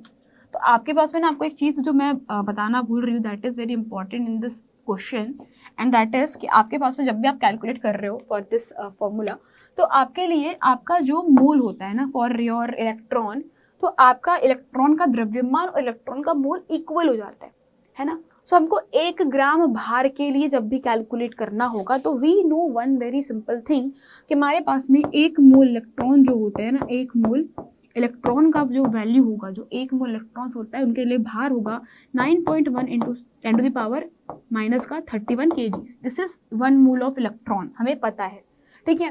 तो 1 मोल ऑफ इलेक्ट्रॉन हमें पता है, भार हमें कैलकुलेट करना है, विच is your like for example 1 ग्राम के लिए हमें कैलकुलेट करना है। तो जब भी मैं 1 ग्राम के लिए सॉल्व करूंगी तो वो सॉल्यूशन थोड़ा डिफरेंट होगा, ओके। और आप जब भी मोल निकालते हो तो एक चीज तो आपको पता ही है कि जहां जहां किलोग्राम होता है वहां वहां ग्राम बदलना पड़ता है। तो what you guys going to do, so 9.1 into 10⁻, जहां -31 kg लिखा हुआ है वहां पर आप 10 की घात 3 का गुना करके क्या कर लोगे, ग्राम में कन्वर्ट कर लोगे, क्योंकि 1000 ग्राम होता है आपके 1 किलोग्राम में। तो यहाँ से आप लोग लिखा लोगे 9.1 इंटू 10⁻⁻31 को आप सॉल्व कर लोगे, तो इट विल बी -27 ग्राम्स। तो आप इससे सॉल्व करना, जब भी क्वेश्चन को सॉल्व करना आप इससे सॉल्व करना, ये आपके लिए ज़्यादा आसान रहेगा, ठीक है। सो अब फॉर्मूला आपको पुट करना है कौन सा वाला, ये वाला अगेन। नाउ अब इस फॉर्मूले से हम लोग क्वेश्चन को क्या करने वाले हैं, सॉल्व करेंगे। फॉर 1 ग्राम के लिए इलेक्ट्रॉनों की संख्या कितनी होगी, करो बच्चों। Now let's put this formula. So हमारे पास में 1 मोल इज इक्वल, मतलब आपके पास में जब हम लोग कैलकुलेट जो करेंगे उसके हिसाब से हमारे पास टोटल इलेक्ट्रॉनों की संख्या जब निकालेंगे तो वेरी सिंपल कि अतः एक ग्राम संख्या। तो आपने क्या निकाला अभी, 1 मोल में टोटल इलेक्ट्रॉन, तो हम लोगों ने देखा बेटा कितने हो जाएगा आपके पास में, दिस इज 9.1 इंटू 10⁻27 ग्राम्स के बराबर होता है। तो दिस इज 1 मोल। अब हमें इसमें टोटल इलेक्ट्रॉन निकालने हैं, क्या करूँगे तुम लोग, भाग लगा दो इसको बाय दिस, है ना, सेम चीज़ 9.1 इंटू 10⁻27 ऊपर जाएगा, क्या हो जाएगा 10⁻27 पॉजिटिव जाएगा, 1/9.1 इंटू 10⁻27 ऊपर जाएगा, इट विल बी 27 पॉजिटिव। ये होगा तुम्हारे पास में। Now what is going on, this is 1/9.1, इसको सॉल्व करने पर आपको 1.09 समथिंग वैल्यू मिलने वाली है। तो 1 आपको जो वैल्यू मिलेगी, सो 1.098 इंटू 10⁻, बेटा आपके पास वैल्यू जाएगा, this is going to be like, भाग जब आप लगाओगे, है ना, जब आप इसको सॉल्व करोगे और जब आप भाग लगाना स्टार्ट करोगे तो जब वैल्यू आप सॉल्व करोगे तो ये जगह आपके पास 27 के बराबर है ना। So this is going to like 28। आप इसको एक और वैल्यू जो है इंक्रीमेंट कर दीजिएगा, एक और वैल्यू आप इसको क्या करोगे, कम कर दोगे, तो ये हो जाएगा 26, है ना, क्योंकि वैल्यू आएगी आपके पास में 0 पॉइंट समथिंग। तो 0 पॉइंट आप लिखोगे इसको 0.01098, तो उसको जब सॉल्व करोगे तो आपके पास आएगा 10⁻26। तो ये आपके पास में टोटल इलेक्ट्रॉनों की संख्या है जो कि आप कैलकुलेट कर सकते हो, ठीक है। आगे बढ़ते हैं। अगला क्वेश्चन है बच्चों आपके पास में, मीथेन के 1 मोल में उपस्थित इलेक्ट्रॉनों की टोटल संख्या कितनी होती है। तो मीथेन के 1 मोल में उपस्थित इलेक्ट्रॉनों की संख्या का परिकलन कीजिए। सो वेरी सिंपल, मीथेन का 1 मोल है ना, तो सबसे पहला काम तो हमें ये करना पड़ेगा कि मीथेन के टोटल अणु कितने होते हैं और फिर उसमें हम टोटल इलेक्ट्रॉनों की संख्या निकालेंगे। तो एक छोटा सा काम करेंगे, मीथेन कितना होता है बेटा, CH4 होता है। तो CH4 में अब हम लोग टोटल कितने इलेक्ट्रॉन्स पाए जाते हैं, ठीक है। CH4 की अगर मैं बात करूं तो C मतलब कि कार्बन के अंतिम कक्षा में कार्बन के पास टोटल इलेक्ट्रॉन जो होते हैं, कार्बन के टोटल इलेक्ट्रॉन होते हैं आपके पास में 6। हाइड्रोजन के 1 परमाणु के लिए इलेक्ट्रॉन होता है 1, तो 4 परमाणुओं के लिए कितने हो गए, 4 इलेक्ट्रॉन हो गए। तो 4 और 6 10 टोटल इलेक्ट्रॉन है एक अणु में, टोटल इलेक्ट्रॉन एक मीथेन अणु में पाए जाते हैं। इतना समझ में आया कि मीथेन अणु के अंदर टोटल 10 इलेक्ट्रॉन है। तो अब 1 मोल में कितने होंगे देख लेते हैं। तो चूंकि बच्चों आपके पास में हम कह सकते हैं, तो अब क्या करना है, एक ही काम करना है कि 10 टोटल इलेक्ट्रॉन बेटा एक मीथेन के अणु में है। तो अब इसी प्रकार से बताइए मुझे टोटल कि आपके पास में 1 मोल में कुल इलेक्ट्रॉन, तो 1 मोल में इलेक्ट्रॉन कैसे निकालोगे, 1 मोल में इलेक्ट्रॉन निकालने के लिए आपको बस एक ही काम करना है। वो काम बेटा इतना करना है कि जो भी आपके पास में टोटल इलेक्ट्रॉन आए, तो एक अणु में इलेक्ट्रॉन आपके पास में यौगिक के एक अणु के टोटल कुल इलेक्ट्रॉन मल्टीप्लाई कर दो अवगाद्रो नंबर से, सिंपल है। तो अवगाद्रो नंबर 6.022 इंटू 10⁻23 सॉल्व कर लीजिएगा और मल्टीप्लाई कर दीजिए बाय 10, आपको आपका आंसर मिल जाएगा। तो कितना मिल जाएगा बच्चा आपके पास में? टोटल आंसर हो जाएगा आपके पास में 6.022 इंटू 10⁻24 इलेक्ट्रॉन्स, ठीक है। और ये आपके पास में क्वेश्चन था। अगला क्वेश्चन आपके सामने, सोडियम लैंप के द्वारा उत्सर्जित पीले प्रकाश की तरंगदैर्ध्य लैम्डा का मान 580 नैनोमीटर है। इसकी आवृत्ति और तरंग संख्या का परिकलन कीजिए। ये क्वेश्चन भी सिंपल सा है, जिसमें आपको बस 2 से 3 चीजें पूछी गई है कि हमारे को दी गई है। तो क्वेश्चन क्या है आपके पास में कि सोडियम लैंप के द्वारा पीले प्रकाश की तरंगदैर्ध्य यानी कि लैम्डा का मान प्रश्न में दिया गया।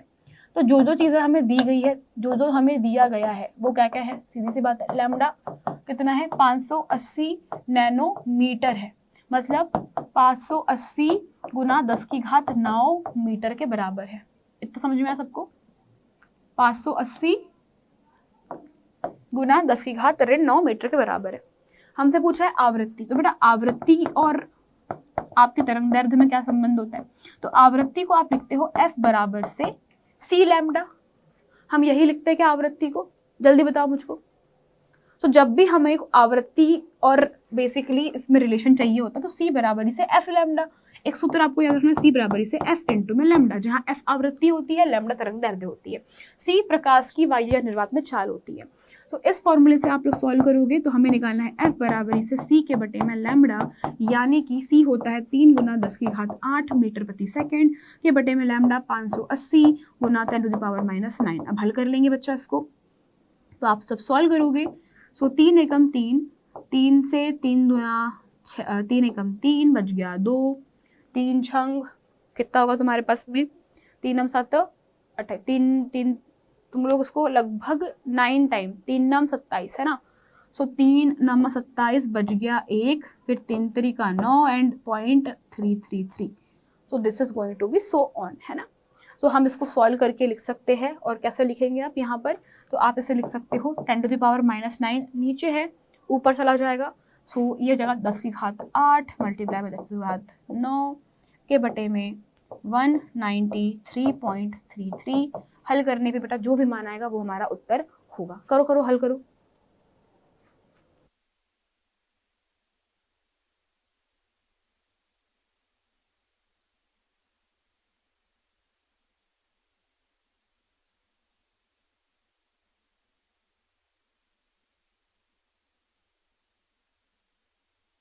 तो सॉल्व करने पे लगभग 0.005 समथिंग आएगा, गुने में 10⁻।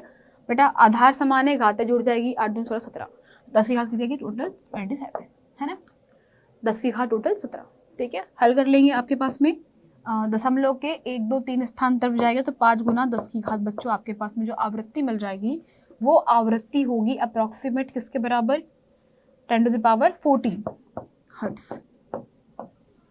तो लगभग 5 गुना 10 की घात 14 हर्ट्ज के बराबर आपको इसकी आवृत्ति मिल जाएगी। तो हमको क्वेश्चन के अनुसार हमने क्या निकाला बेटा? आवृत्ति निकाल ली। अब बात करें तरंग संख्या की। तरंग संख्या क्या होता है?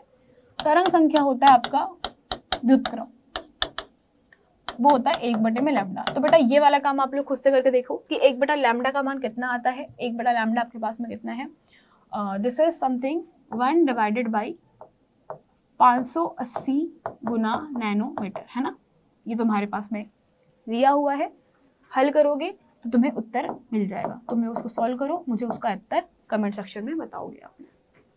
अगला क्वेश्चन है, एक ऐसे फोटोन की ऊर्जा ज्ञात कीजिए जिसकी आवृत्ति हमें दी गई है। तो चूंकि पहला प्रश्न का हम लोग हल करेंगे, हमें क्या दी गई बेटा? आवृत्ति दी गई है और हमें क्या दिया गया है? आवृत्ति है 3 गुना 10 की घात 5 हर्ट्ज के बराबर और हमसे पूछा है ऊर्जा ज्ञात कीजिए। ऊर्जा हमें क्या करना है? याद करना है। तो ऐसे क्वेश्चन को सॉल्व करने का तरीका बहुत सिंपल सा होता है कि आपको पता है बच्चों हमारे पास में E बराबरी से होता है H इंटू में F बाय प्लांक के नियम से। किसके नियम से? प्लांक के नियम से। तो प्लांक के नियमानुसार हम लोग इसको सॉल्व करेंगे एंड सॉल्व करने पर आप लोग देखोगे आपके पास में E बराबरी से हो जाएगा H। H क्या होता है बेटा? प्लांक नियतांक होता है, इसका मान होता है आपके पास में 6.4 इंटू 10⁻⁻64।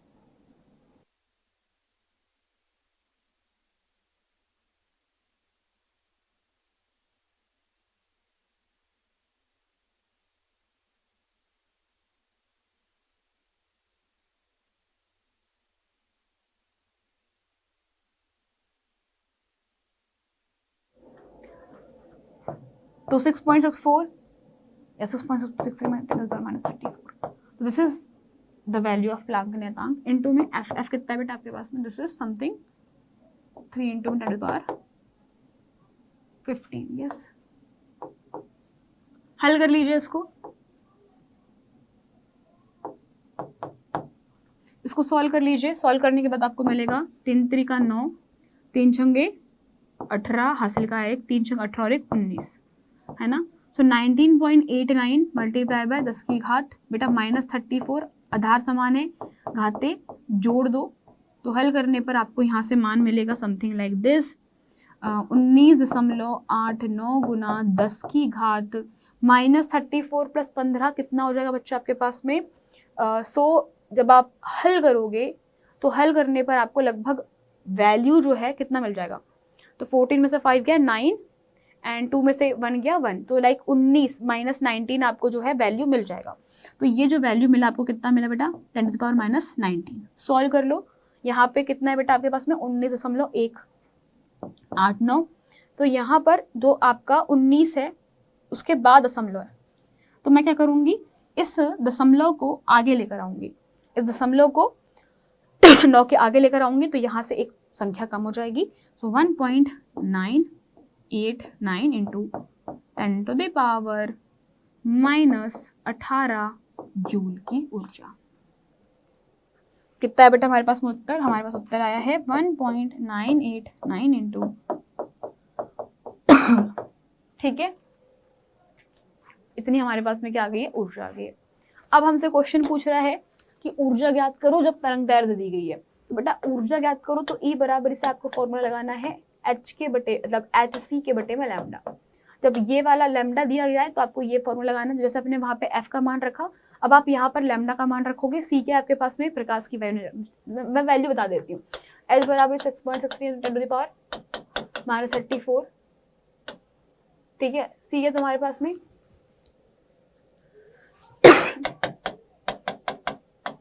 मीटर पर सेकेंड। वैल्यूज पुट करो, मान सॉल्व करो, दैट्स इट। इतना करना तुमको और कुछ नहीं करना बेटा, इतना सिंपल क्वेश्चन है। फटाफट बताओ उसका आंसर कितना आएगा, कितना आ रहा है जल्दी बताइए बच्चों, कितना आ रहा है जल्दी बताइए मुझे। हाँ जी आगे बढ़े, जो भी है आप लोग मुझे इसका आंसर सॉल्व करके बताइएगा, ठीक है। लैम्डा कितना दिया है 0.50 एंगस्ट्रॉम, मतलब 10 की घात ऋण 10। नेक्स्ट क्वेश्चन है 2.0 into 10 to the power 10 second आवर्तकाल वाले प्रकाश की तरंग आवृत्ति। ये बेटा आप लोग कैलकुलेट करना, होमवर्क क्वेश्चन है। चलो अगला क्वेश्चन देखते हैं। जब आपके हाइड्रोजन परमाणु के n=4 ऊर्जा स्तर से n=2 ऊर्जा स्तर में इलेक्ट्रॉन जाता है तो किस तरंग दैर्ध्य का प्रकाश उत्सर्जित होता है। तो बेसिकली आपसे लैम्डा का वैल्यू पूछा गया है, तो बहुत सिंपल क्वेश्चन है। आपको यहाँ पे सिर्फ फॉर्मूला लगाना है बेटा, पूरा फॉर्मूला बेस आप लोग देख सकते हो, क्वेश्चन है आपके सामने। अब सॉल्व करते हैं इस क्वेश्चन को हम लोग फटाफट से। तो क्वेश्चन के हिसाब से देखो सीधी सी बात है, हमारे पास में फॉर्मूला बेस्ड क्वेश्चन है, मैंने आपको बताया पूरा। तो फॉर्मूला क्या हो जाएगा आपके पास में 1 में लैम्डा बराबर ही से r इंटू में z का स्क्वायर इंटू में 1/n(f) का स्क्वायर माइनस में n(i) का स्क्वायर। मैंने आपको n2 n1 करके भी लिखाया होगा, मैं यहाँ पर इसलिए लिख रही हूँ क्योंकि ये ज़्यादा इजी पड़ जाएगा फॉर यू गाइस। तो हो क्या है आपके पास में, बोल रहा है कि आपका जो परमाणु है मतलब हाइड्रोजन परमाणु है, मतलब आपके पास में बोल रहा है कि कुछ इस प्रकार से ऊर्जा स्तर में प्रवेश कर रहा है। तो ये अभी कहाँ पर है, n= चौथे ऊर्जा स्तर में है, और ये बच्चों आपके पास में यहाँ पर अभी इनिशियल स्टेज पर है। तो ये इसका n इनिशियल हो गया। ये कहाँ से कहाँ आ रहा है, ये n(f) के ऊपर आ रहा है, विच इज कौन से नंबर के ऊपर, दूसरे नंबर के ऊपर। तो आपका जब इलेक्ट्रॉन है बेटा वो कहाँ से आ रहा है, ऊपर से नीचे आ रहा है। तो हम कहेंगे कि आपके पास में फाइनल मतलब ni क्या है, आपके पास में चौथी कक्षा है, और आपके पास में f क्या है, दूसरी कक्षा है। तो जब हमारे पास में मान रखना चालू करेंगे तो बेटा सीधा बस कैलकुलेशन करना पड़ेगा आपको, और कुछ नहीं करना है। बस आपको पता होना चाहिए कि r क्या है, z क्या है, n क्या है, सब बस इतना काम करना है। तो हम कह सकते हैं यहाँ पर r जो होता है बेटा, इसे हम लोग कहते हैं रिडबर्ग भैया का कांस्टेंट, इसे बोलते हैं रिडबर्ग नियतांक। क्या कहा जाता है इसे कहा जाता है आपके पास में रिडबर्ग नियतांक। और रिडबर्ग नियतांक का जो वैल्यू होता है बेटा वो होता है आपके पास में लगभग 1.09 into 10 to the power 7 metre inverse. So basically this is the value of Rydberg constant. किसका वैल्यू है, this is the value of Rydberg constant, जो कि आपके सामने मैंने लिख रखी हुई है 1.097 इंटू 10⁻7 मीटर इनवर्स। अब z क्या होता है बेटा, z है आपके पास में परमाणु क्रमांक। क्या होता है आपके पास में, परमाणु क्रमांक होता है आपके पास में z। तो हमारे पास परमाणु क्रमांक क्या हो जाएगा हाइड्रोजन के लिए, तो H के लिए z का मान होगा आपके पास में बेटा 1। वो क्या होगा आपके पास में 1 होता है। ठीक है, बाकी सारी चीजें आपको पता है। अब हम लोग सॉल्व करेंगे, सिर्फ सॉल्व करेंगे। सो 1/λ इज इक्वल्स टू 1.097 इंटू में हमने क्या लिखा यहाँ पर, दिस इज z का स्क्वायर क्या हुआ 1 का स्क्वायर। अब 1/nf, f क्या है हमारे पास में 2 का स्क्वायर माइनस में 1/में n जो है उसका i का स्क्वायर, तो 4 का स्क्वायर। सॉल्व कर लेंगे। 1/λ इज इक्वल्स टू 1.097 इंटू 10⁻7, ठीक है, 1/4 माइनस में 1/16। हल कर लेंगे इसको।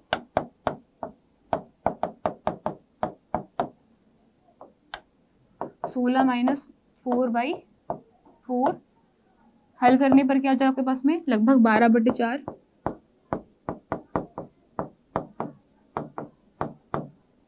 सॉरी 12/16।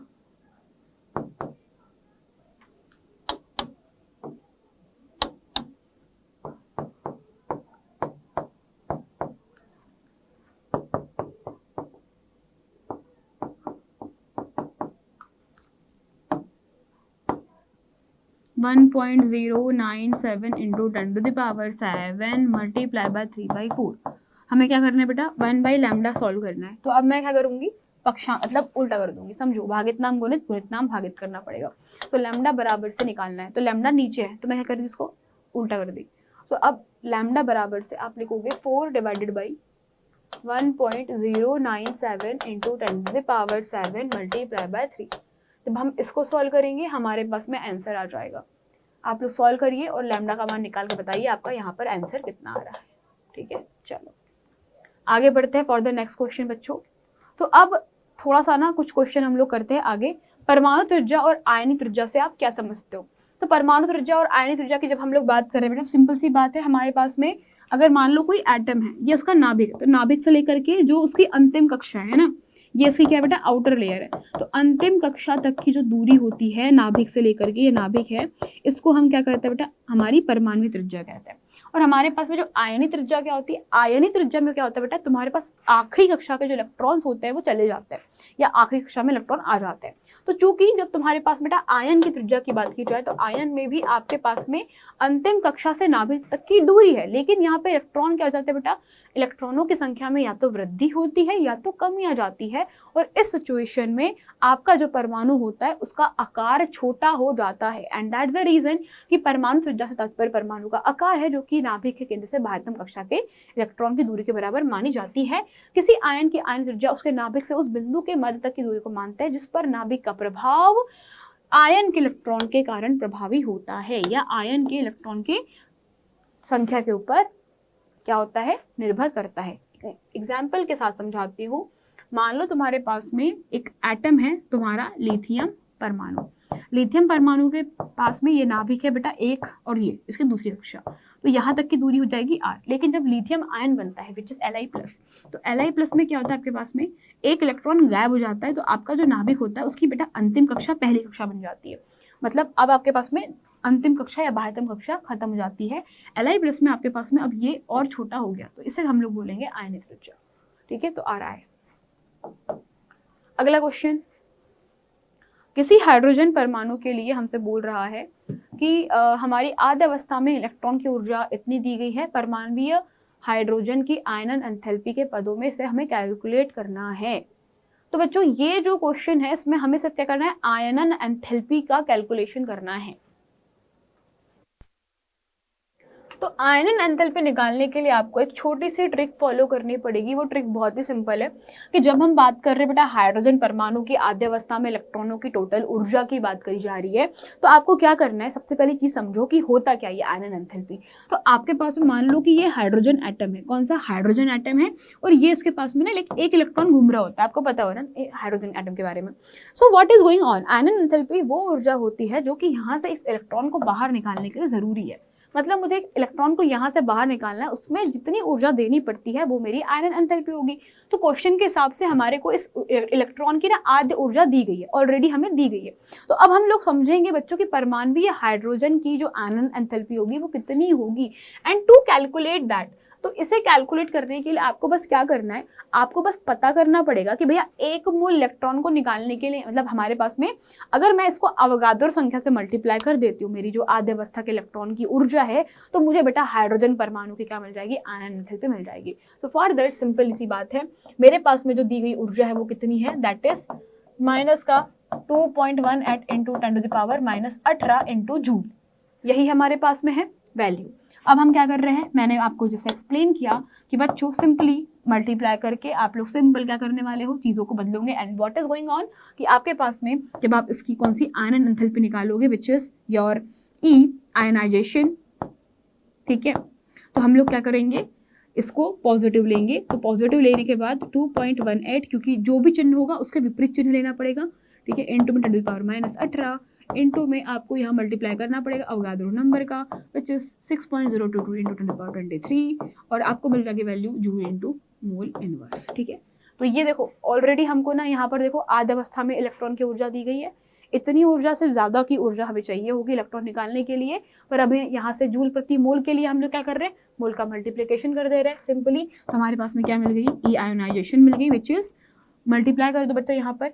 सो जब मल्टीप्लाई करोगे तो मल्टीप्लाई करने के बाद में आपके पास में यहाँ 10 की घातें आपस में जुड़ जाएगी। 10⁻⁻ कैसी है, -18 है, यहाँ पे कितनी है, +23 है, इंटू में 2.18 गुने में आप लोग क्या लिखोगे, 6.022, ठीक है। अब हम लोग इसको क्या करने वाले हैं, गुना करेंगे, सॉल्व करेंगे। रेडी, चलिए तो फटाफट से हम लोग यहाँ पर इसको हल कर ले बेटा। जल्दी बताओ मुझे कितना आ रहा सब लोगों का उत्तर। तो लगभग बच्चों आपके पास में जो वैल्यू आ रहा होगा, दैट इज आयनन एंथैल्पी का जो वैल्यू है कितना आया, जल्दी बताइए मुझे।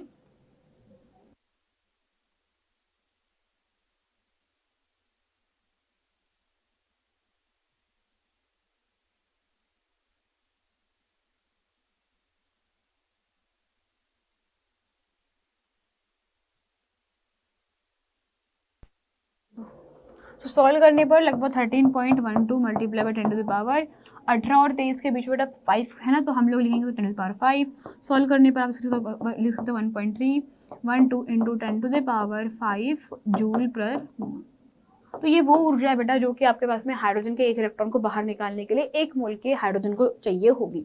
तो 1 मोल हाइड्रोजन को अगर हम लोग इतनी ऊर्जा दे देते हैं, है ना, तो हमारे पास में ये जो इलेक्ट्रॉन है यहाँ से बाहर निकल जाएगा। ओके, अगला क्वेश्चन आपके सामने क्या है, उपरोक्त परमाणुओं के लुईस बिंदु प्रतीक लिखिए। बहुत सिंपल क्वेश्चन है। लुईस बिंदु प्रतीक के लिए आपको बस एक ही लॉजिक ध्यान रखना है कि लुईस बिंदु प्रतीक जो होते हैं, है ना, तो लुईस बिंदु प्रतीक के लिए एक ही चीज आपको ध्यान रखना है, विच इज अंतिम कक्षा में इलेक्ट्रॉन, है ना, या बाह्यतम कक्षा में इलेक्ट्रॉन, अंतिम कक्षा के इलेक्ट्रॉन्स, बस। तो अगर आपके पास पहला है एग्जाम्पल मैग्नीशियम की अंतिम कक्षा में 2 इलेक्ट्रॉन होते हैं, आप लोग इस तरीके से शो कर सकते हो। सेकंड आपके पास में है विच इज सोडियम की अंतिम कक्षा में 1 इलेक्ट्रॉन है। फिर थर्ड आपके पास में क्या है बच्चा, दिस इज योर बोरान, तो बोरान के पास में अंतिम कक्षा में 3 इलेक्ट्रॉन है, शो लाइक दिस। फिर आपके पास में 4th नंबर पे कौन सा है बच्चा, 4th नंबर पे है आपके पास में ऑक्सीजन, फिर है आपके पास में नाइट्रोजन, और फिर है आपके पास में ब्रोमियम, ठीक है। सो हमसे बस इतना पूछा है नाइट्रोजन के अंतिम कक्षा में बच्चा कितने इलेक्ट्रॉन होते हैं, क्योंकि ये ग्रुप नंबर 16 का मेंबर है। 16 की अंतिम कक्षा में 1 2 3 4 5 6 इलेक्ट्रॉन पाए जाते हैं। नाइट्रोजन ग्रुप नंबर किसका, 15, मतलब कि 5 इलेक्ट्रॉन्स यहाँ पर आपको मिलेंगे, 1 2 3 4 एंड 5 इलेक्ट्रॉन्स। और फिर यह आपके पास में ब्रोमियम ग्रुप नंबर 17 यानी अंतिम कक्षा में 1 इलेक्ट्रॉन। Okay, simple. अगला NO3 की अनुनादी संरचनाएं लिखिए। देखो NO3 की जब हम लोग अनुनादी संरचना बनाते हैं तो बेटा सिंपल सा लॉजिक आपको ध्यान रखना है। पहली चीज, इसके ऊपर क्या उपस्थित है, ऋण आवेश उपस्थित है, मतलब अवश्य ही कोई उपसहसंयोजी बंध बना होगा। तो मान लो आपके पास सेंट्रल एटम है नाइट्रोजन विच इज N की अंतिम कक्षा में इलेक्ट्रॉन होते हैं, आपको पता है बेटा, दिस इज समथिंग कि 1 2 3 4 एंड 5 इलेक्ट्रॉन। आप जानते हो इतना तो हम लोग जानते हैं। हमारे पास में नाइट्रोजन की अंतिम कक्षा में टोटल इलेक्ट्रॉन कितने होते हैं, this is something like this, है ना, यही होगा बच्चा। सबसे पहले हमें इसकी लुईस बिंदु संरचना बनानी आनी चाहिए विद ऑक्सीजन। अगर आपको इसकी ऑक्सीजन के साथ में इलेक्ट्रॉन बिंदु संरचना बनाने आ गया तो आप लोग इजीली इस क्वेश्चन को ना सॉल्व कर सकते हो, नहीं आया तो तकलीफ है। So for nitrogen and oxygen हम लोग क्या करेंगे, ये वाला नाइट्रोजन 3 ऑक्सीजन के साथ में बंधा हुआ है, नो डाउट हमारे पास में ये एक नाइट्रोजन 3 ऑक्सीजन के साथ में बंधा हुआ है। तो अब करें क्या, सिंपल सी बात है, हमारे पास में जरूरी नहीं है कि बेटा हमारे पास में ऑक्टेट कंप्लीट हो, मतलब अष्टक पूरा हो।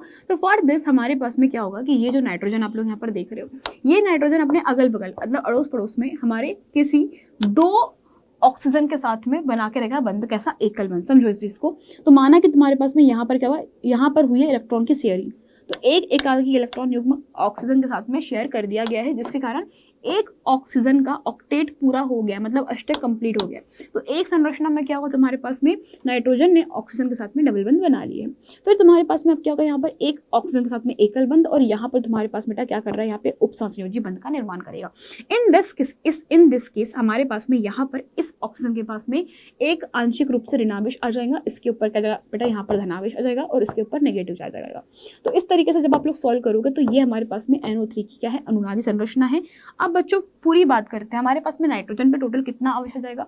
तो आप लोग देख सकते हो कि हमारे पास में टोटल ये एक संरचना है।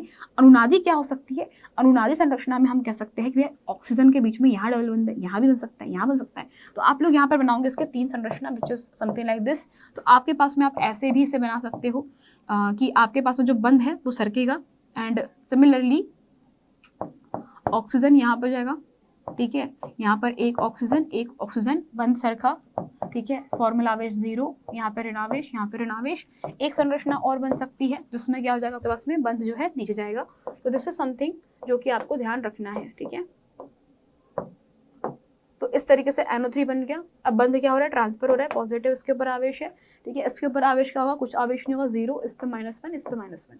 तो इस तरीके से आपके पास में टोटल आवेश जो है बेटा कितना जगह इसके ऊपर, पूरे अणु के ऊपर -1 का हो जाएगा। तो ये हमारे पास में NO2 की कितनी है बेटा, NO3 की हमारे पास में 3 अनुनादी संरचना पॉसिबल होती है, ठीक है। तो ये था हमारा क्वेश्चन किसके लिए, अनुनादी संरचनाओं के लिए। अगला क्वेश्चन आपके पास में क्या लिखा हुआ है कि उपरोक्त में से बेटा निम्नलिखित अणुओं में कार्बन परमाणु के कौन कौन से संकर कक्षक प्रयुक्त किए जाते हैं, ठीक है।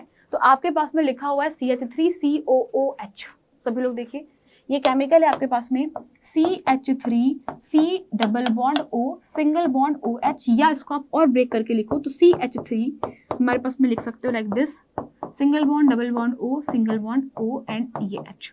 तो ये आपके पास में स्ट्रक्चर है। अब हमसे पूछ रहा है कि कौन से संकर कक्षक प्रयुक्त किए जा रहे हैं।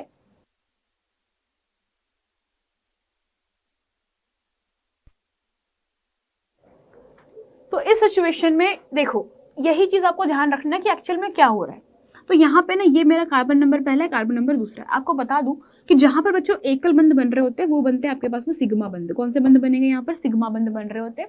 जहां डबल बंध होंगे वहां पे सिग्मा बंध होगा, लेकिन जब कार्बन ऑक्सीजन के साथ में संयोग कर रहा है तो यहाँ बनेगा आपके पास में पाई बंध। तो जब इस सिचुएशन की बात की जाती है तो यहाँ पर जो आपका संकरण होता है दैट्स संकरण बेटा sp3 संकरण होगा।